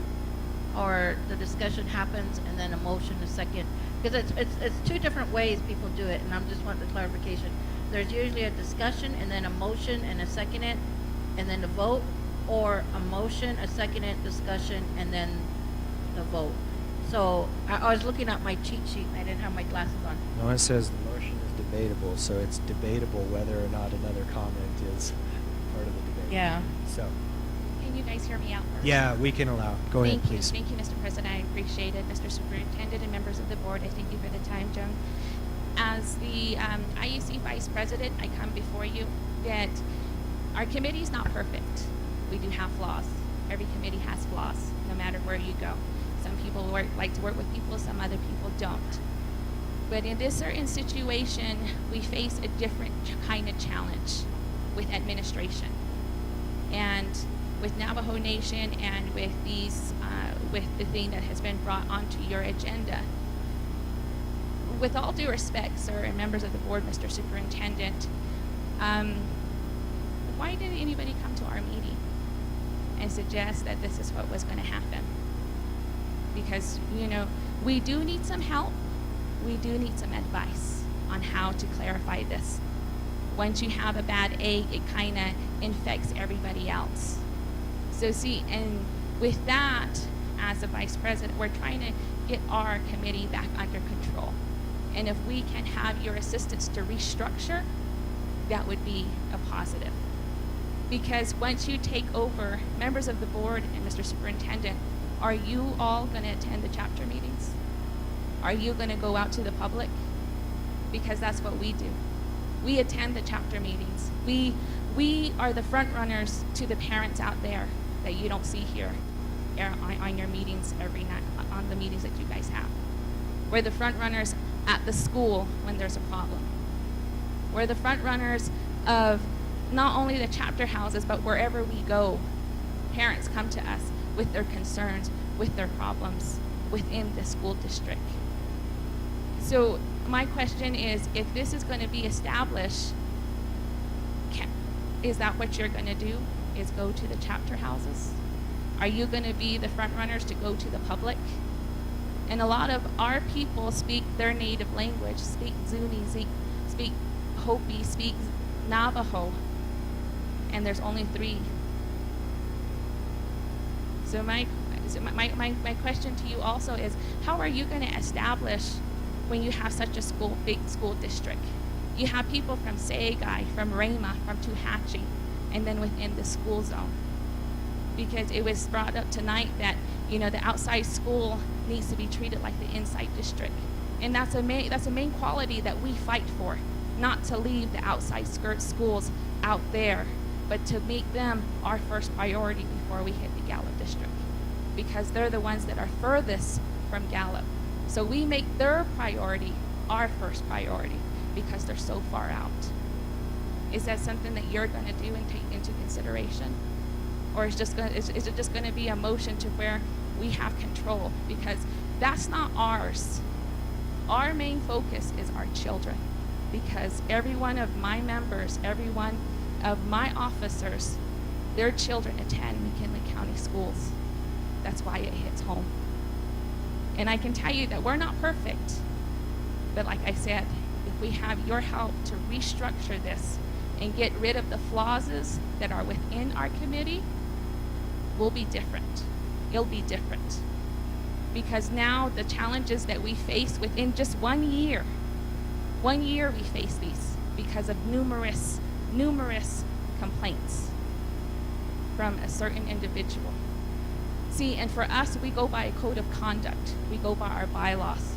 So with this, some people went off on their own and went to Navajo Nation, went to the president, went to other offices, even to the Department of Justice, when they should have first came to our committee and did a complaint form. So all of these complaints never came to our table first. And then we tried to reach out for Navajo Nation's help, and we got that it's your committee. Fix it. So that's what we're trying to do. So if you could collaborate and to work with us on how we can restructure this, it's going to be different. Because we know what our flaws were, we know where our weaknesses were, and so if we can rebuild that, we'll be stronger and better for our children of our future and the parents who are coming in after we leave. Because all of us, we only have a 4-year term, and then we're done. So we need to retrain all the new parents that come in. So that would be my only concern. Thank you, Mr. President, for the time, and members of the board. Thank you for your comment. Do you have any more Well, questions? Mr. or Morrison, anything? I would just like to say that I honestly feel that, by, making the move to take over IEC for a temporary basis, we will be actually doing a reconstruction and making sure that if,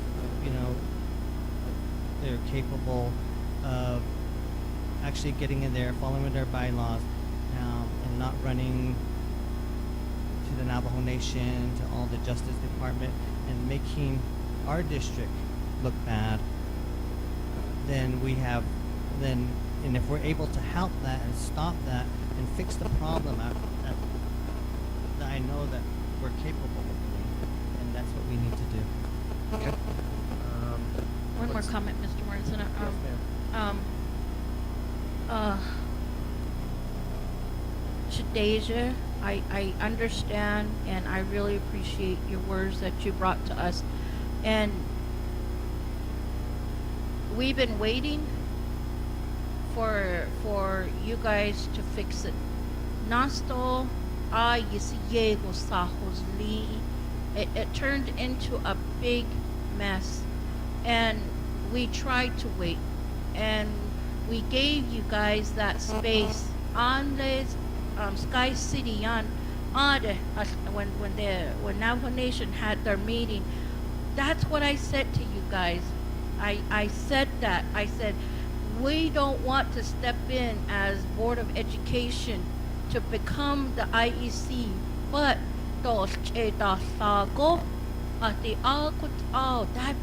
that's a possibility at that meeting. I talked to your president. I talked to members of the committee that were here. Please, my sisters, fix this. We, the Netani, Tliniki, Ebenani, Clan, Daholo, that's how I talk to you guys, and I say, my sisters, Shadeja, and that's how we're supposed to be. Because these people are watching us, and our traditional values, that is what is, and the love, the bond that we're supposed to be forming in front of our children. We have to take this action, and I would really like for you guys to go back, rebuild that connections as sisters. Amastana and aunt Hashita Ketato Neniki Ashwoda Ashtase Kodon Gashina Kondak. I come to your meetings and I see the kids that are present. And you guys are arguing, but what are we teaching our children? That's a part of this Indian Education Committee.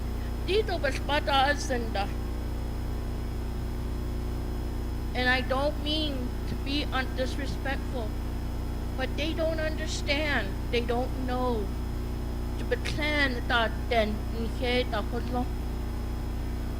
And I'm sorry to get emotional, but this is a very difficult position for me, because I am a mom. I greet you guys as being sisters, and it's not that this is coming as a surprise. And I think that once we do assist you guys, that's why we're here. We want to help.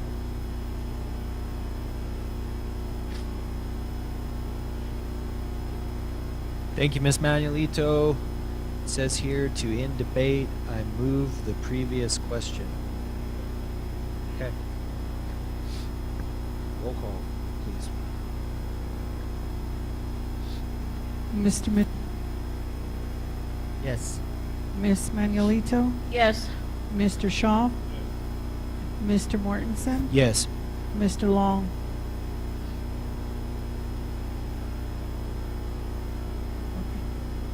Okay. Next item on the agenda is D, approval of the New Mexico PED Bilingual Multicultural Education Program application for 2019-2020. Is there any questions or motion on the table for this one, please? Yes, sir.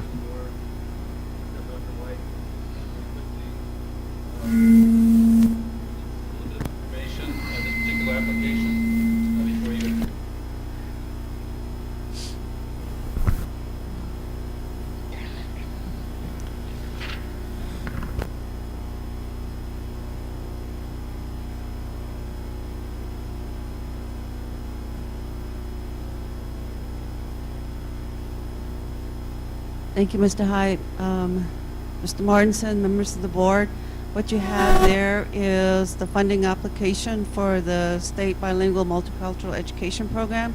And what has been done in the is that every school is required, each individual school is required to submit their application online.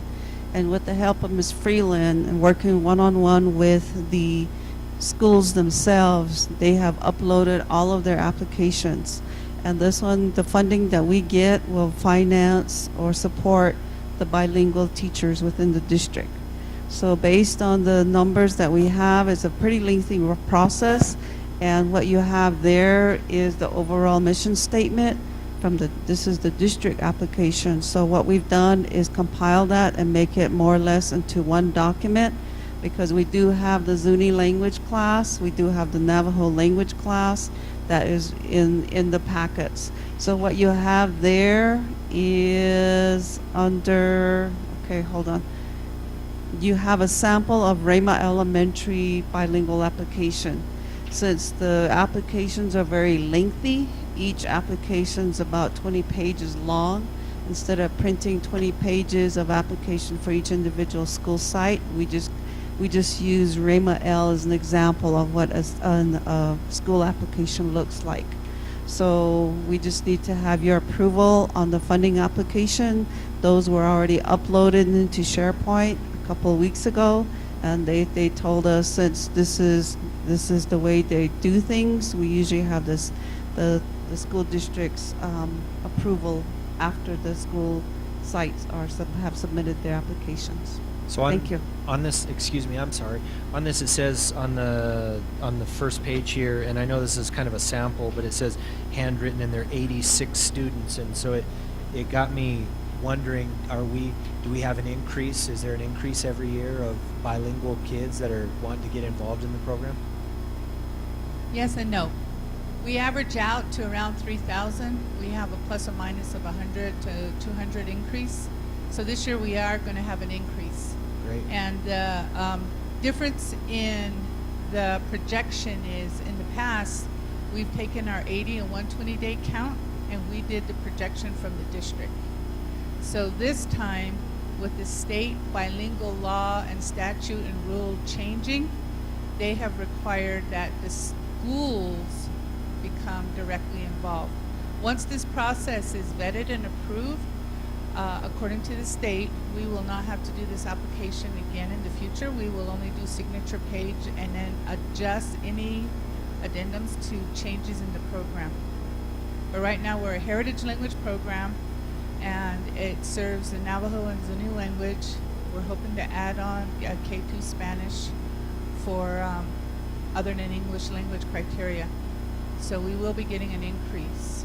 So if I remember correctly, last year when we did the thing for the graduating seniors that were receiving their bilingual thing, it seems like there weren't any kids last year that got Yes. a Navajo. Is that correct? Exactly. So we had a bunch this year. What Exactly. did you do differently?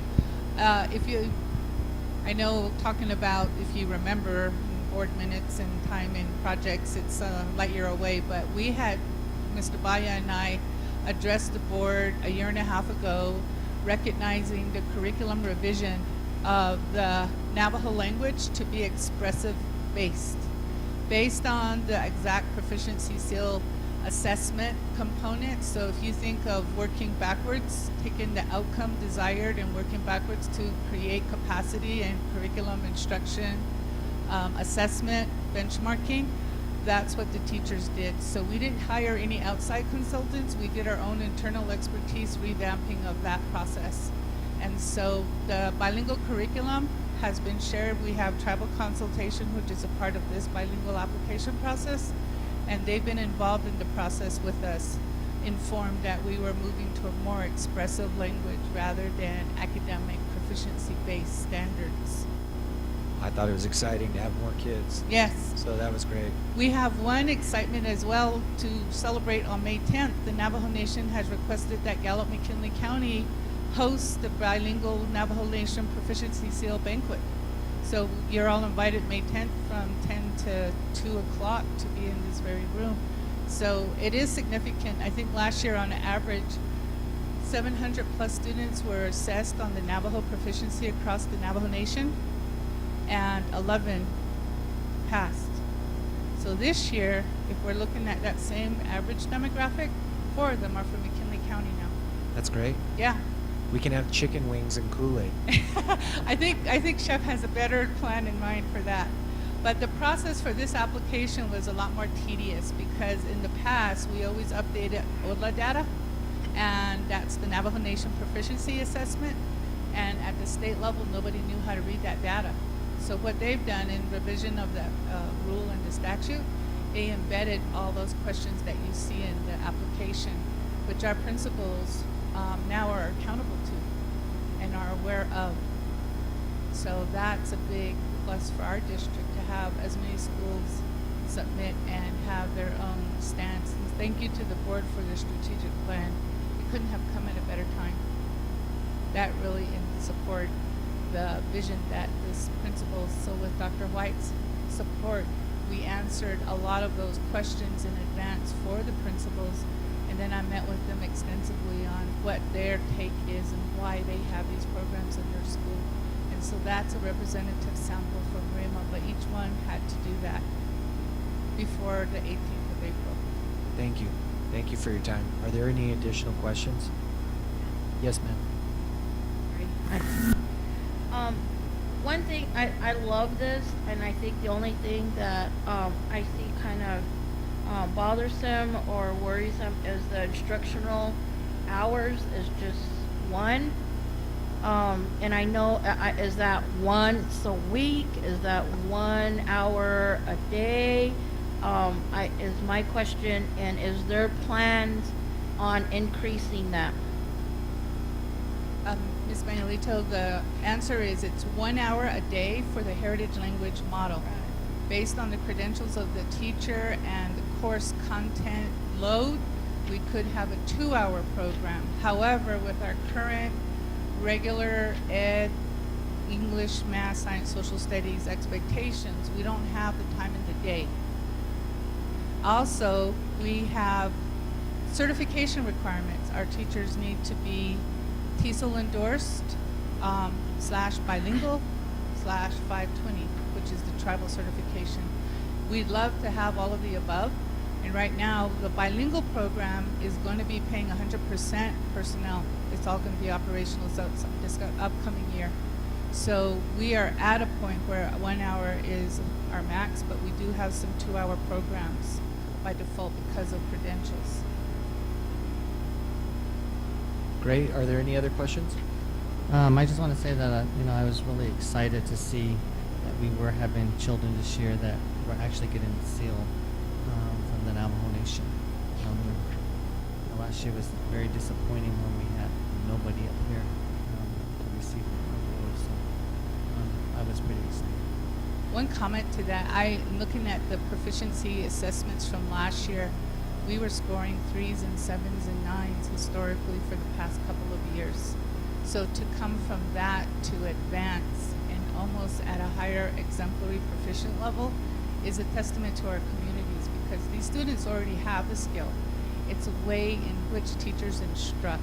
So just like in the core, if you have good differentiation and you have an aligned curriculum that prepares the students, they will do well. And they already had that capacity. We didn't do any miracle in an hour, because that's less than 200 hours for the year. These students prepared themselves, and so I honor the teachers who did this work too. Thank you. One more question. I really like the Hispanic stole that the teachers did, or the bilingual teacher presented. Nikisha, nikila haila kachinabot admitlado, Asia slot seal all days. That was something I think, and I think hosting the bilingual banquet here is really going to promote a lot of our other children that are juniors, sophomores, freshmen, even younger, to work for that achievement and to work a little bit harder and revitalizing their language. And I think having a stole different than everybody else is also going to be something that would make them proud of being indigenous for those children. Thank you, Ms. Manuelito. That can be one of the tasks of your new IEC membership right here. So I know that's a great way to honor our kids, and also just a ditto on what Ms. Freeland has said. The teachers are the ones that worked hard on the curriculum. They're the ones delivering the instruction. They knew what that needed to be done was if our kids are supposed to be proficient enough to earn the seal. So therefore, let's work backwards from senior down to the kindergarten level. What do they need to do at these grade levels so that when they get to high school, they have the skills needed and the knowledge needed to gain the seal. So I commend the staff because they're the ones that put in the hard work. Thank you. Thank you. Thank you. Do I have a motion for this action item?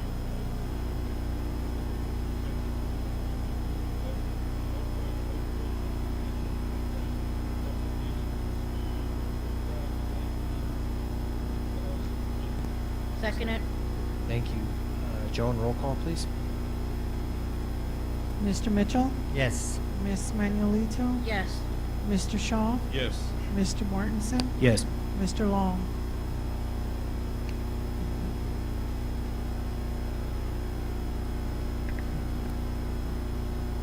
All right, the next item on the agenda, very excited to discuss, is about graduation attire. I don't know who or whatever maybe suggested this. Was that you, Mr. Mitchell? Yes, I did. Go ahead. I'll turn the floor over to you, and you can explain what we're discussing here. I had brought to the attention to our superintendent that I have been on the board going on 9 years now, and every year graduation happens, and at the end of graduation we always end up with complaints. We end up with complaints from students and parents who are complaining about them wearing their traditional clothing, jewelry, and then are told that they can't show it. They have to zip their gowns completely up. And some of them said, they even tried to put their squash blossoms or jewelry on top of their gowns, and were told to tuck it in and not show their jewelry. So therefore, I know that each school at this time has, the principal has the authority to say what they want for graduation.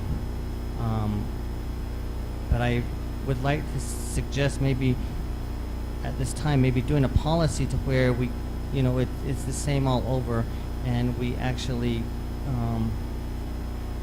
maybe do a discussion on what can be worn and what can't be. As far as traditional clothing, from any ethnic group. I mean, I think I brought it. Thank you. I would like to add on. I think I do get some of the same comments, but I think one of the things that I think as indigenous people, we have that identity with our turquoise. Each of them has a significance. Even the two strands here, they represent our heritage of who we are as our grandparents and on our paternal side and our maternal side and our parents. And there's so much stories behind, different things that we have as an indigenous. I think the only thing that bothers me is when our graduates are bombarded with the leis. I think before the ceremony, and that this has been comments from other parents. I think before the ceremony, I think the parents can wait until after the ceremony to place the leis on their children, or any money or anything like that, because that takes away from us seeing how beautiful their gowns are and their jewelry are. And I think it gets, in some areas I attend, every year I attend like 6 graduations, and you always see the ones that, I wish, and I think that's where the dress code kind of comes in when, I know I hear a lot more complaints on Maimira than anywhere else, but I think that's some of the reason why that people are really looking at those stricter dress codes. And I think if we kind of eliminate until after the ceremony is done, with the leis, I think, I think these discussions need to happen so parents are really informed. But I know our district, well, I pray and I really hope that our district does not interject in our kids dressing in their traditional outfits or their traditional buns or their jewelry. But I think having that, us respecting that as administration, as policymakers, but then also the parents kind of doing the same thing and the student body doing the same thing for us, and respecting that we would really like to see them not covered up with all this stuff with the leis and stuff. That's the only issue I have. I would really like to, give the students a hug or, give them a handshake and not be bombarded with all the leis and all the other stuff. That's just my comment on that. But I think having this brought up, and I know we brought it up about 4 or 5 months ago, and we wanted to do like a little committee. Mike suggested we do a committee on it, but I think time just kind of flew away from us to start that. But I think having this discussion, I think, is really going to be helpful to the communities that we serve. Mike, Mr. Shaw, do you have a comment? The only thing I have to say is, with the dress code, if we let some people to agree that other people say no, they can put their jewelry on, maybe offensive. So, we have to have uniform dress code. Like Priscilla said, afterwards,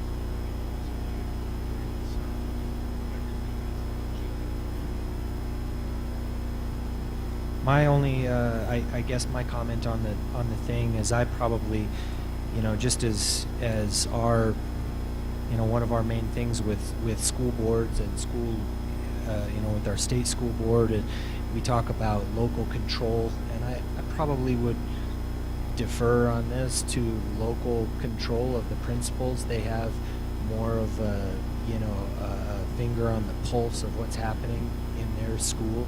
And I think they are more than capable of deciding. And I don't know if this is something that I'd feel right micromanaging.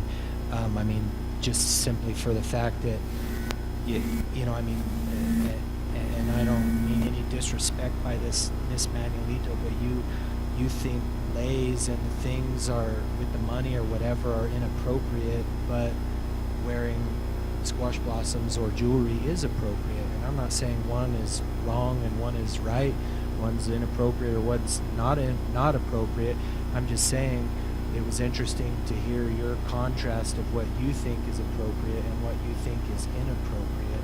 And so, for that reason, I would just prefer not to get involved and let it continue to be decided locally by the principals who specifically know the kids and have a lot better idea of what's appropriate and what's inappropriate. I guess that's my take on it. I mean, if a kid wants to dress one way or the other, I don't know. Whatever the principal says is fine with me. I don't know if that's not something that we want to micromanage. I really don't think of it as micromanage. I think that, I go to graduations, Navajo Pine, Tohatchis, Prom Point, and Teru. And at those graduations, all the young men and all the young women who are dressed in their work dresses, their velveteen, their jewelry, they have their gowns unzipped and they're showing, that they are wearing their culture, their native attire. And they're proud of it, and they need to be able to show that they are proud people. as we heard earlier, a student, Gabriella, is stating that she is a proud Navajo woman, and she wants to show that, and not to hide it. We shouldn't be told to zip up and not show it, and that's what I'm talking about. And it goes with any nationality. If they want to dress, we saw a young woman up here who was wearing an Oriental outfit tonight. We saw some people in their traditional outfit. It's beautiful. And if they're proud of who they are and what they want to wear to show their people or anybody, I am a proud Vietnamese or whatever Hispanic person, and this is what I'm wearing. This is my culture. They should be allowed to do that. And that's all I'm talking about is, children that are proud of their culture and they want to show, and not be told, no, you have to cover it up. I understand. And that's the complaints we have. And if we leave it open to the decision of the principals, then we have, like I said, all the other schools, outer schools, they allow it, and then we come back over here to Gallup or Miami or whatever, and then they're the ones that are coming to us and say, well, how come Tohatchi, Compa, and them, they get to show their jewelry, they get to wear and be proud. How come our students can't do it? Sure. And so it goes back to that. Okay, why is one doing it and the others not? Well, I totally understand. And anyways, when my son goes to Gallup Mid and he's irritated, he has to wear a uniform every day. He can't express his favoritism of the Raiders. He can't wear his Raider jacket on campus. It's a dang crying shame over there that they tell him what colors he can and cannot wear at the school. But we have dress codes and we have uniforms, and there's reasons for that. We can debate those, probably separately. I again would probably just prefer anyways. It's just a discussion item, and that's kind of how I feel about it. Are there any other comments, or can we close this discussion item and move into executive session? And I apologize. I don't mean to. I'm not trying to be flippant about it or whatever. I'm just trying to present a counterpoint to what you're saying. There is a point and a counterpoint to everything. And I think that's why I said earlier that was just my opinions on the lays. I'm not saying that that's just my personal opinion as what I've seen in the different areas. But I think when it comes down to the attire of our children, we're all unique.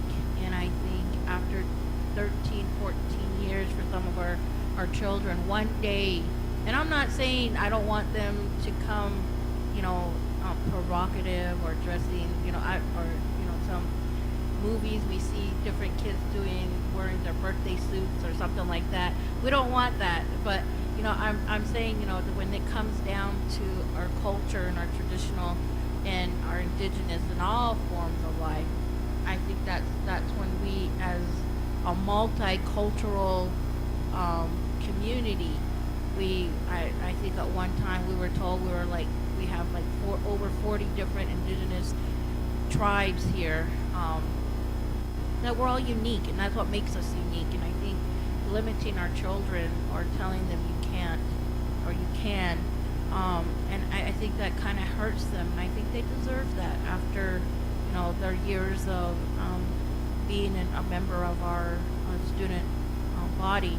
That they have that one day to dress and show a bit of themselves. So.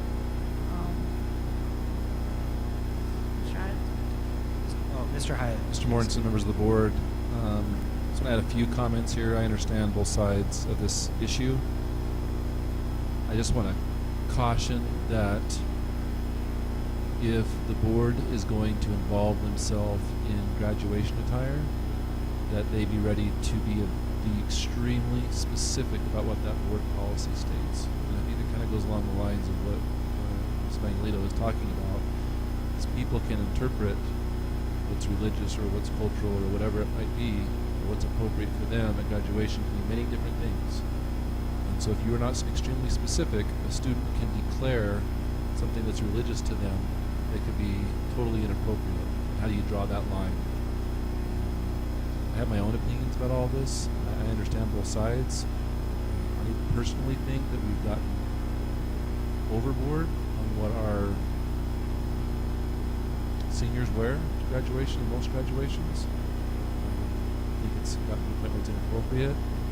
Even so, I have let the principals at this particular point, because I don't have a board policy that dictates that for their own discretion, what they feel is appropriate for uniformity or when people graduate.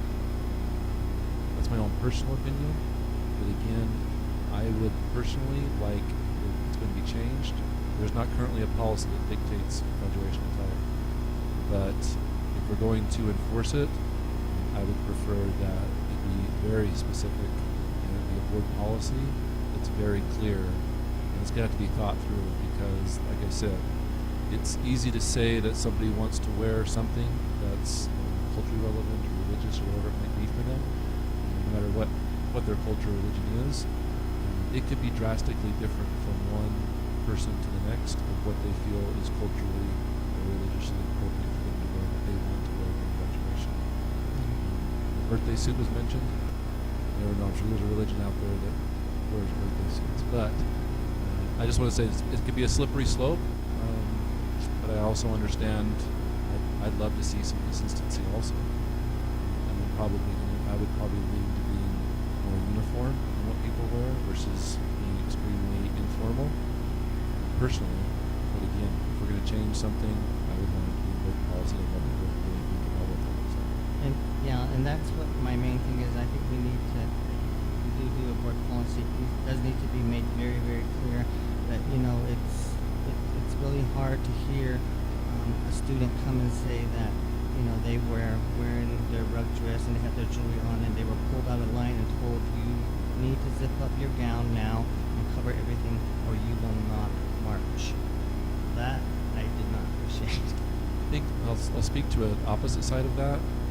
We've also had students that have worn things that are extremely vulgar, trying to walk in graduation, and some of those things were extremely offensive and claimed religious reasons why they wore it. And so in order to make it consistent, the particular school decided that they removed those items. So it wasn't, I know that, I understand what you're saying. I'm not saying that people should be able to express themselves. I think it's the board's decision whether graduation is the appropriate time to express themselves and show their religion or culture or whatever it might be. I'm not saying there's anything inappropriate about many of the things that I've seen that people have worn at different graduations, but there have been times where people have claimed that something is part of their religion that is extremely offensive. But that's been very rare, right? True. I mean, True, we really don't have that big of an issue on that. I think the other issues happens more often than what you're talking about. I agree, but you also have to be careful what you're doing. Because somebody, you open yourself up, depending on what you allow, what you don't allow. For somebody, a student to potentially claim something against the district because we follow our policy or we were consistent amongst all students in acknowledging or letting them acknowledge their religion or whatever it may be. Yeah, because right now we're not consistent anyway, and I don't know if the school would be willing to be liable for, like you said, if they come after the school and say, well, you didn't allow this. I mean, so therefore, I think we need some type of consistency. I'm not disagreeing. I'm just saying if something is done, it needs to be consistent. Because it's not the school that would be liable, it's the school. Thank you, Mr. Hyatt. Great discussion. Ladies and gentlemen, go ahead. One more question. Yes, ma'am. Did you pay the air conditioning bill? I mean, my goodness, it is hot in No, here. I was trying to create a quick meeting, but you guys wanted to I know, bask in you're the heat. So, no, We're getting addendums and stuff. We have to pay our. we have our own issues in this building and sometimes at school sites, and it's an expensive cost. Mr. Bond, I'm sure, will be right on top of it. Ladies and gentlemen, we're going to move into executive session as I hear a motion, and when we come out, we'll just report real quickly and adjourn. So.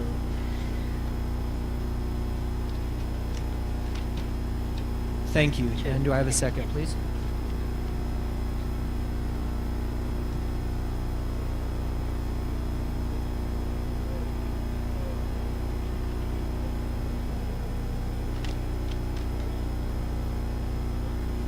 Thank you, Mr. Shaw. Second it. Please. Second by Ms. Manuelito. Roll call, please, Joan. Mr. Mitchell? Yes. Ms. Manuelito? Yes. Mr. Shaw? Mr. Mortensen? Yes. All right, we'll move into executive session.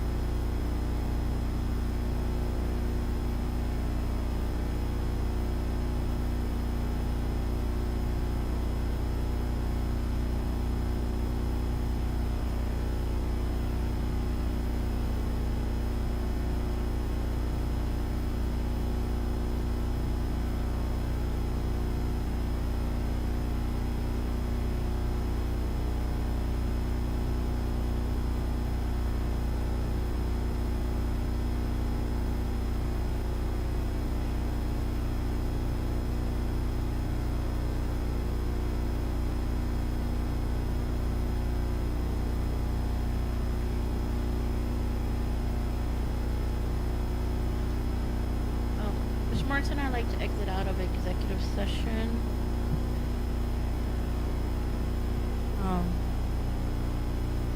For the record, we discussed no action was taken.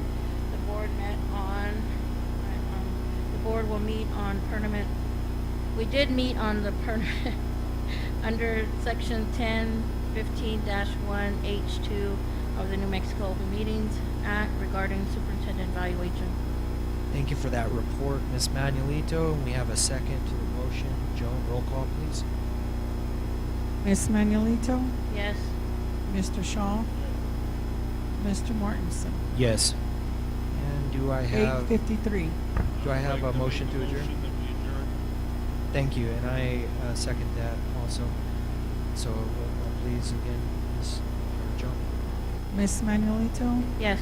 Mr. Shaw, Yes. Mr. Mortensen. Yes. 8:54. Thank you.